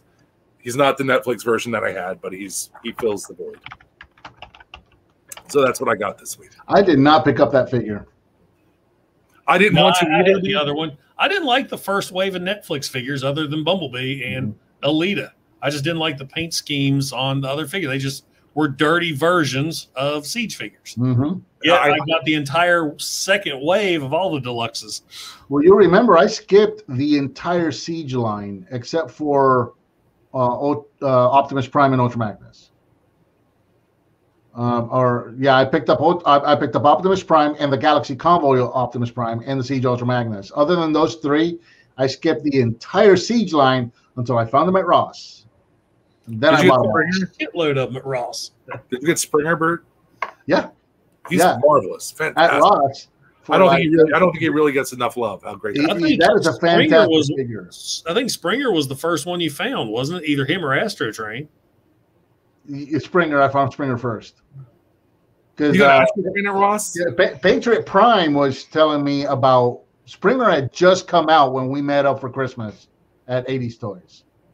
And he was telling me what a fantastic figure that, and I was really tempted to get it because, man, it looked so good. But yeah, he had one right there too. Yep, and I skipped it, and man, I'm glad I did. I picked up nearly the entire Siege line at Ross at a huge discount. The only figure I paid full price for on Siege, besides the Optimus Prime and whatnot, is the last Siege figure I picked up was Hound, because he was kind of the only one that I was missing. I was hoping to find him at Ross. I never did. I found him at a Walgreens for retail for $20, and I'm like, you know what? He's the only one I don't have. Fuck it, I'll get it for $20, and I did. But other than that, I think I paid for that Astro Train. I think I paid $18. Can I ask you guys a question as a non-reviewer on YouTube? Well, yes. Do you guys feel? And I mean this sincerely. Like, no, all jokes aside, or is that a setup? Do you feel obliged to pick up every figure now just to get him in front of the camera? No, that is I did at one point. That is the worst reason to buy a figure that you have no interest in, is to review it. Patriot? Same thing. There for a while, I did. I mean, every time a figure drop, I'd buy it. And then I realized I sold most of them. I'd get it for the review, put on my shelf. I was like, I have no interest in this. So now I've kind of reeled it in, though, like with the Earthrise line, I keep buying them because I like them, like all the repaints. I'm like, I don't need 4 different versions of that Sideswipe mold, but damn, that blue one looks good. Oh, that black one really looks sharp. I don't need 2 of these, but shit, look at that. But look at all these collars. Yeah, collars. But like I said, with the Kingdom line, I love Beast Wars to death. But for me, oh, God bless you guys with the fucking Beast Wars, man, give it a shot. No, dude, you agree? Years ago, my buddy Scott held me down like fucking Clockwork Orange and made me watch it. And I was like, it's fine. Did you watch the whole series? Enough to be like, let me up. No, there's not enough. Let me up. You watch the whole fucking thing. You got to make okay. So Frank, I think you and I have had this conversation. You did. I heard it on the podcast. We had this conversation in Spinning Image. You got to get past the first half of the first season. Once you get, it has a very slow ramp up. Who's the Jar Jar character? The Jar Jar character bothers me a lot. Which Waspinator? Waspinator. Is that what that sounds like? Roger Rabbit. I have a headache in my whole body. Yeah. I want to pull my car in the garage and let it run. When I was like, all right, I'm done. Let me up. Let me up. I want someone to take a fucking cassette player. They introduce a couple of other characters that are quirky like that. The worst we got in G1 was what, Huffer, right? I don't know, man. You know, like that was the most Jar Jar character we had. We had Wheelie. Wheelie was in the. And we had season 3 That's Frank Blur, Welker, so tread lightly. which we had season 3 Blur, which was a far cry from John Machida movie Blur. Right, true. I made that a point in my video. Yeah, there's a couple of characters that get introduced later that are quirky like that, but they're funny. There's one that's like and I forget the names at the moment, but there's this dude that's like a Fusor. I think he's like a scorpion with Strike hands, and he has this real Southern Texas drawl, and he's hilarious. And then there's other one that Inferno. He scans an ant colony. So he kind of imprints himself onto Megatron. He thinks Megatron is his queen. And he's always got this regal, royal voice, like he's talking, yes, my queen. And he calls Megatron. All right, maybe I'm into that. That's funny. But what's cool about that character is he's insane. He's got one of my favorite lines in the whole show. And I forget who's fighting him. He just keeps shooting him. And Inferno's like, pain is my friend. Let me introduce you to it. And he starts burning this guy. But... and what is that Dinobot quote? I like to beat my opponents the old-fashioned way, brutally. I mean, you got to get past. I think halfway through the first season, let the story, because at first you don't know where they're going with this. But the writers themselves, telling the story, what's that? The writers themselves, because I researched this stuff, they didn't know what they were doing. They didn't know what they were doing. They were given these toys. Okay, make a story. And the pilot episodes came out like maybe a month before the season actually started going. And they mentioned Optimus Primal mentions the Great War. And he just mentioned it just for like, okay, just some kind of throwback that this race has had a war. And of course, this internet in its infancy at the time, the fans went nuts. Oh, they're talking about the Great War between Autobots and Decepticons. The writers of the show never knew anything. They didn't even follow G1. So if you look at that very next episode, there's a dream sequence that features Starscream with the Decepticon logo. And right there, that's when you start realizing, okay, they're starting to tie Beast Wars into G1.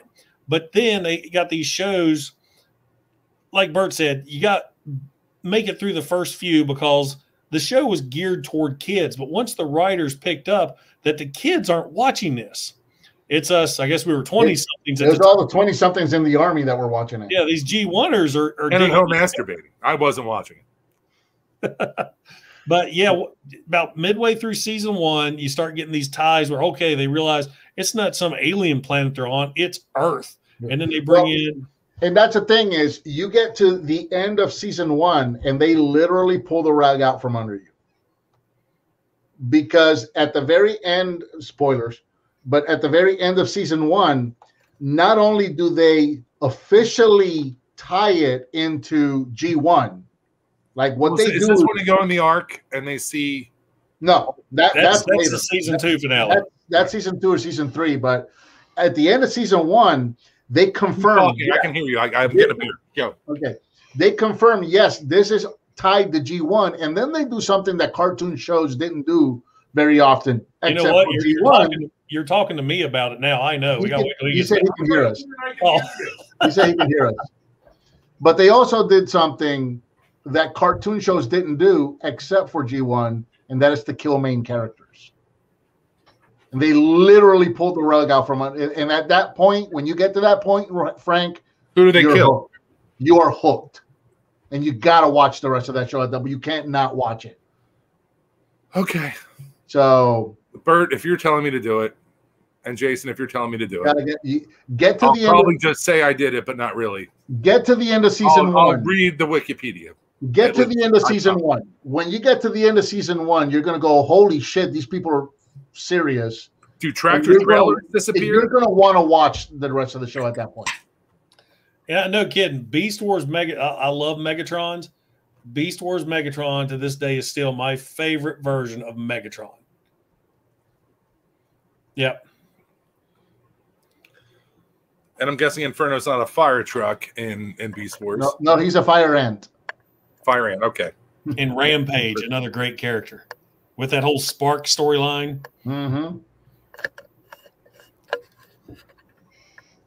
Don't Yeah, tell them what needs to go. I'm pretty much exclusively G1, and I like Prime, and I even like this Netflix series to a certain degree.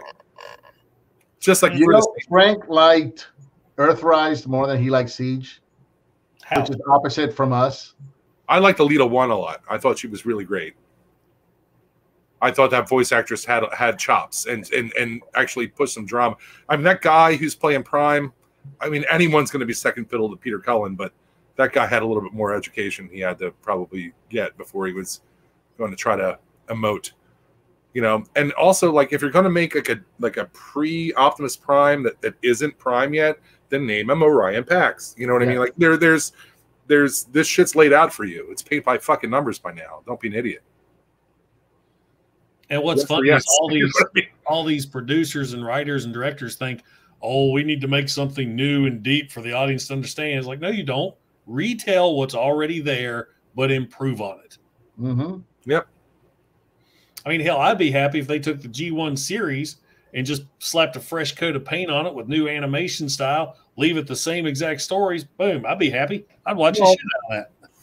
Well, you don't have Casey Kasem, brothers. I mean, the charm of that was the acting. Like, I mean, like the if you really, I mean, the voice acting, like they knew what they were saying was ridiculous, and they did it in just such a tasteful, tongue-in-cheek kind of way. Voice acting is a completely different thing. It used to be an art, you know, and when G1 was being recorded, these guys were all standing in a room together in a circle, acting back and forth at each other and having a good time. You know, Peter Cullen and Frank Welker were constantly trying to make each other laugh and break character.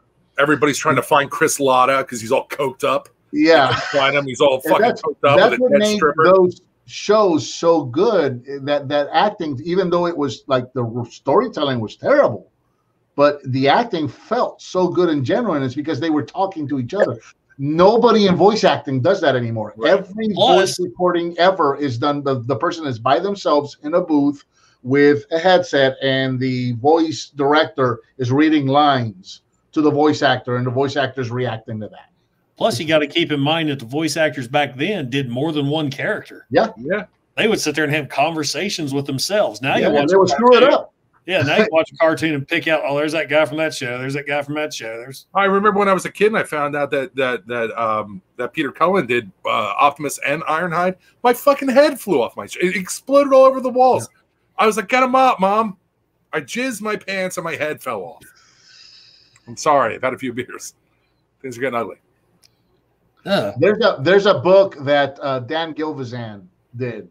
It's called Bumblebee and Me. It's a really cheap book, but get it in audiobook because he reads it. Oh, that's it's a very easy listen. It's not a very long book, and he pretty much that was originally titled "How Bumblebee Got Inside of Me," and then he retitled it. Well, he tells the story of him coming off of Spider-Man and going into Transformers and meeting everybody, and he talks about those sessions, and he tells the entire run of recording Transformers from his point of view. It's super interesting and super funny, and you get a lot of insight on what those recording sessions were like. I have to check it out. I've heard that's a good book. It's Mike, I see your comment. That would be awesome. Mike says we need to reanimate Beast Wars, keep the same audio and voice acting, but definitely needs a fresh coat of paint. And I'll admit it, because I started watching Beast Wars again a couple weeks ago. The thing I cannot hard to watch. The thing I can't unsee now is no character casts a shadow. And I don't know why that's. Oh, thanks. Now I'm not going to never see that. Way to ruin everything. You want me to watch it, right? Well, we're watching it for the story. It's kind of like V. You don't watch it for the special effects. I don't know. That baby scene still haunts my dreams. No, I laughed my ass off and I saw it again after all those years. I was like, I was scared of that. Yeah, as a kid, it terrified me. You know what movie still really holds up, from our youth? American Werewolf in London. That is such a great movie. Practical effects, man. Yes. The Thing. It still worked out perfect. I mean, I can't believe. They have a mock-up. I saw a mock-up up close of the transformation that he does into the werewolf, the way the face stretches and all of that. They have a mock-up of it, an exact replica mock-up of it at Universal Studios in Orlando. Okay. And you can go up close and see it, and it's got the hydraulics that push the skin and it makes. Oh, so it's actually animated, like it does. Yeah, Oh, yeah. wow. So on one side, you're actually seeing the face stretch and contort and transform, but then you can go on the other side and see the hydraulics working. It's really cool, really, really cool. Did you go to Galaxy's Edge yet, Bert? No, haven't been. You plan on it? I don't know. I mean, at some point, it's. I don't get to go to Disney on the regular like I used to, because A, I'm not in the 501st anymore, and B, 501st doesn't do Star Wars weekends anymore. They don't? No, they stopped a couple years ago. Why? Did Disney nix it? Yeah. Oh, man, fuck. Yeah. Hold on 1 second. Let me try to be surprised. Wait. Yeah. Yeah. Disney stopped asking the 501st. They officially quit using the 501st for the parades a couple years ago. So that, plus I'm not on the 501st anymore. So I no longer have just Disney tickets at any time. Did you roll? Did you leave the 501? Did you? No, there was some politics. A lot of us old timers. So fuck it, it's my channel. Was it the GT armor? No, you know what? Fuck it, it's my channel. So Frank, you know this. 501st back in the day was very much about let's build our own stuff. You actually went over this in the podcast I watched or listened to today. Did I? Oh, okay. So Frank's already heard this. You talking about? I didn't know that you left. Well, no, I got deactivated. My wife and I both got deactivated. I didn't know that. Yeah. So this happened to a lot of us old timers. So you know when it started really, when Disney got involved and the 501st really started gearing more towards, buy this, you need to be up to date. These costumes are no longer acceptable. Yeah, I know we talked about this, but I didn't know right. that. So all of us, that old timers that had the old FX armor and all the old costumes, we were grandfathered in. Like we've been Legion members for a decade or so. You're not kicking us out overnight just because you decided you want new costumes. You know, so we were all grandfathered in, but slowly but surely, mysteriously, we all started missing census. And if you miss a census, you got put on deactivation. And to reactivate, you got to resubmit your costumes. And guess what? Your costumes are no longer acceptable. You need to buy new ones if you want to be reactivated. So we all had no choice but to allow ourselves to become deactivated, and it eventually no longer part of the Legion. That's horseshit. That happened to hundreds of us old timers. You want to hear something funny about the 501 with me? Like, Ben was a baby. This probably was like 2002, 2003. Patriot Drum. I don't know if you know. Do you know what a mummer is?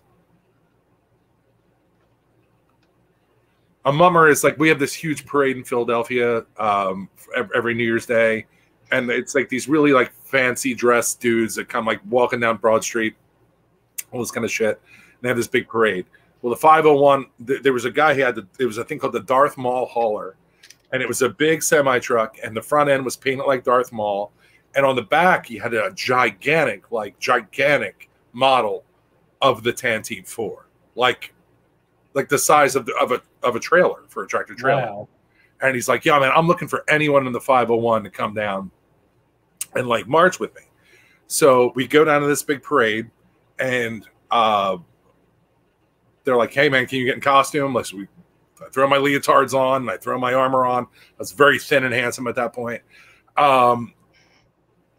And we walk down Broad Street in this giant plastic suit in front of this tractor trailer. And then it's on TV, all this kind of shit. Like, everything's fun. My parents got to see it. And then I realized, as I'm packing my shit up, in a post 9/11 world, I just walked down Broad Street in Philadelphia with a demilled Sterling submachine gun. Yeah, you did talk about. I remember you talking about that today too. And what was a buddy of yours, Bert, that had him cut into pieces and my old back neighbor. Together? Yeah, my old neighbor. He bought it overseas. He bought it from Great Britain or somewhere over there. It was cut and that's what they needed to do to be able to ship it to him.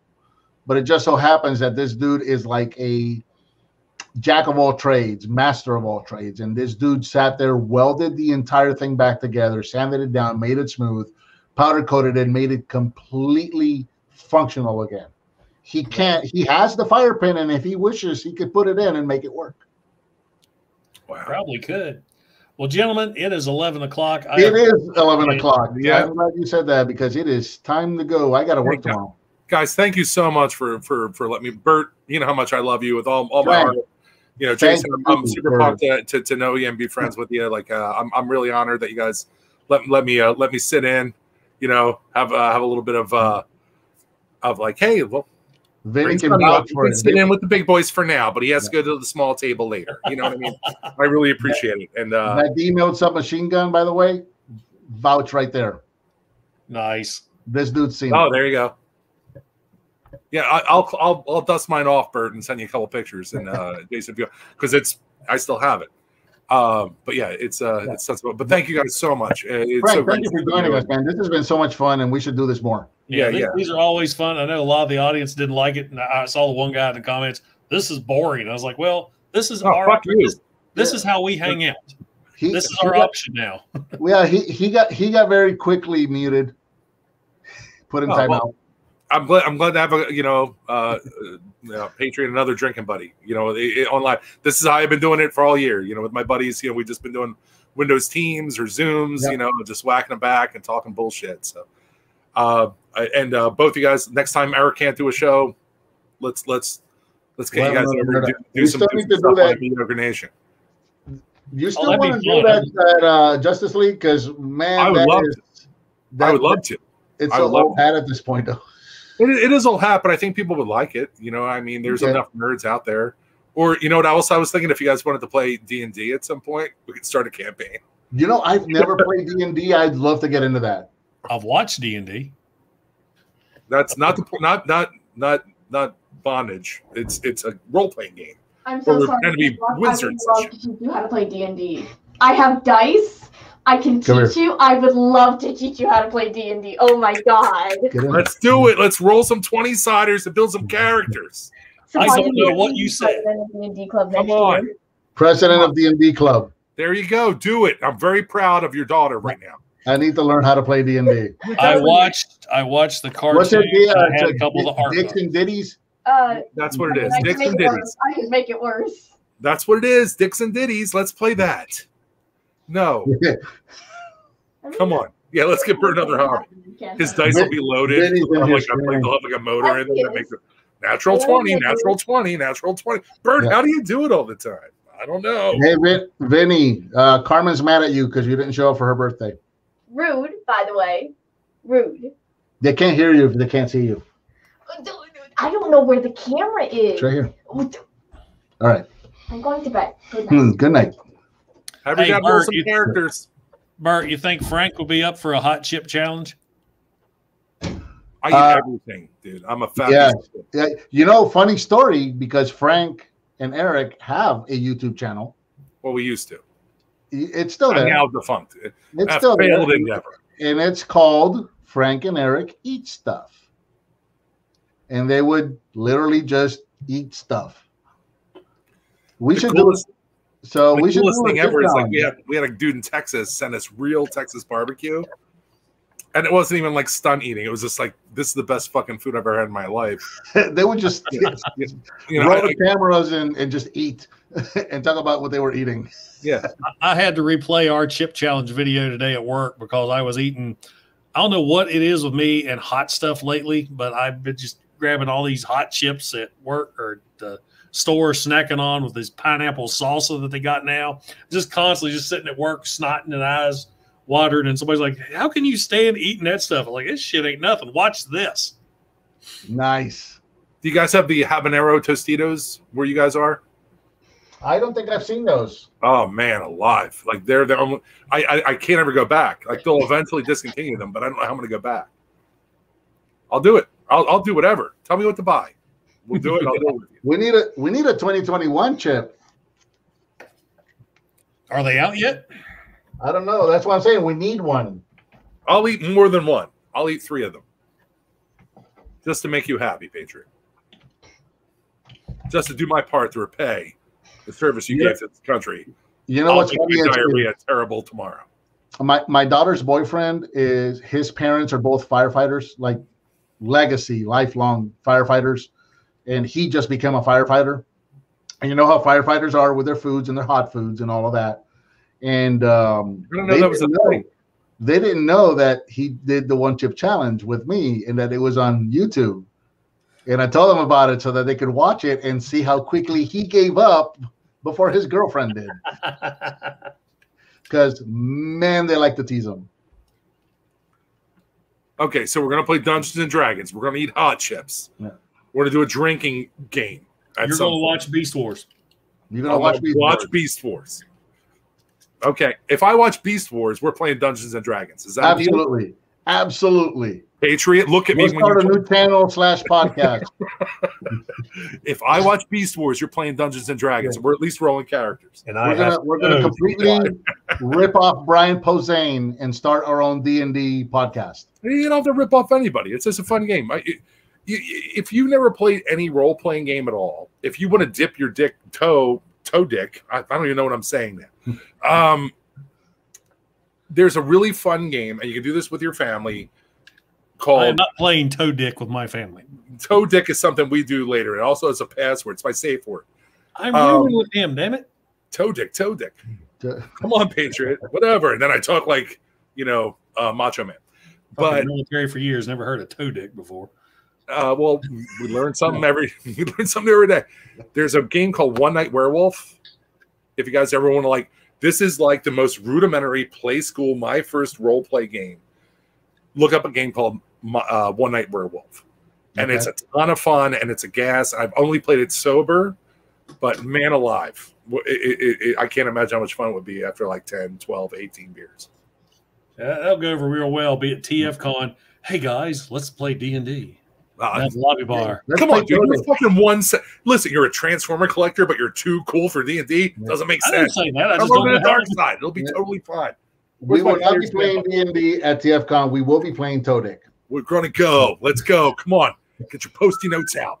It's right here. I actually had it right next to me. How fucking weird is that? We are doing the thing we always do, which is we say we're going to quit and then we don't. Going to quit what? Yeah, well, I got to. Oh, yeah. I have to take a race for it. I haven't had a cigarette in 2 hours. I got to go downstairs and play Toe Dick. Don't forget to like. Don't forget to subscribe. Don't forget to click that bell icon. Get notified when I upload new reviews. Damn. Frank, tell us about the Mediocre Show. Hey, listen, if you like podcasts where dick and fart jokes are prevalent, there's also a lot of dad talk. We're all, Eric and I are barbecue guys. We do a lot of barbecue tutorials and stuff like that. Also, if you like hearing stuff about ejaculates and I don't know, awkward conversations with your father about dying of cancer. I don't know. That's just something that happened today. That's something that happened. Yeah. If you want to laugh, cry, and just be a part of a club of people that love and don't know you, come to the Mediocre Nation. You can find us anywhere podcasts are. MediocreShow.com. You can play all the podcasts off there. If you just Google or Mediocre Show podcast, or if you have a off-brand phone like me and you say, "Hey Google, play Mediocre Show." Hang on. Woo! Hey Google, play the Mediocre Show. Well, yeah, a Mediocre Show podcast that'll come up. We'd appreciate it. We have a T-shirt that looks like Miracle Whip right now too. I saw that today. So get some merch. It's an old ringer, candy style. Come on. One of the absolute best podcasts running for 12, I think, years now. Nope, it's been going since 2005. Well, look at that. If I'm doing my math right, it's 16 years, right? Yeah, 16 years. So I've been there for 6 of them, I think. So. One of the best podcasts, and it is 16 years running. Definitely go check it out, guys. These are not just every other stand-up comedian making a podcast. These guys have been doing this for 16 years, and it's one of the best shows out there. Go check them out. We're not super funny. MediocreShow.com. It's not our job. We don't make any money off it. We make enough money to keep the hosting up. But yeah, people want to come listen, you're welcome to. We love everyone. Patriot Prime, tell us about your channel. Well, I'm Patriot Prime Reviews. I review Transformers and any other figure that happens to come my way.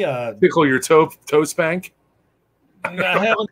That's my different channel. I'm not hyping that one up right now. Patriot Prime After Dark.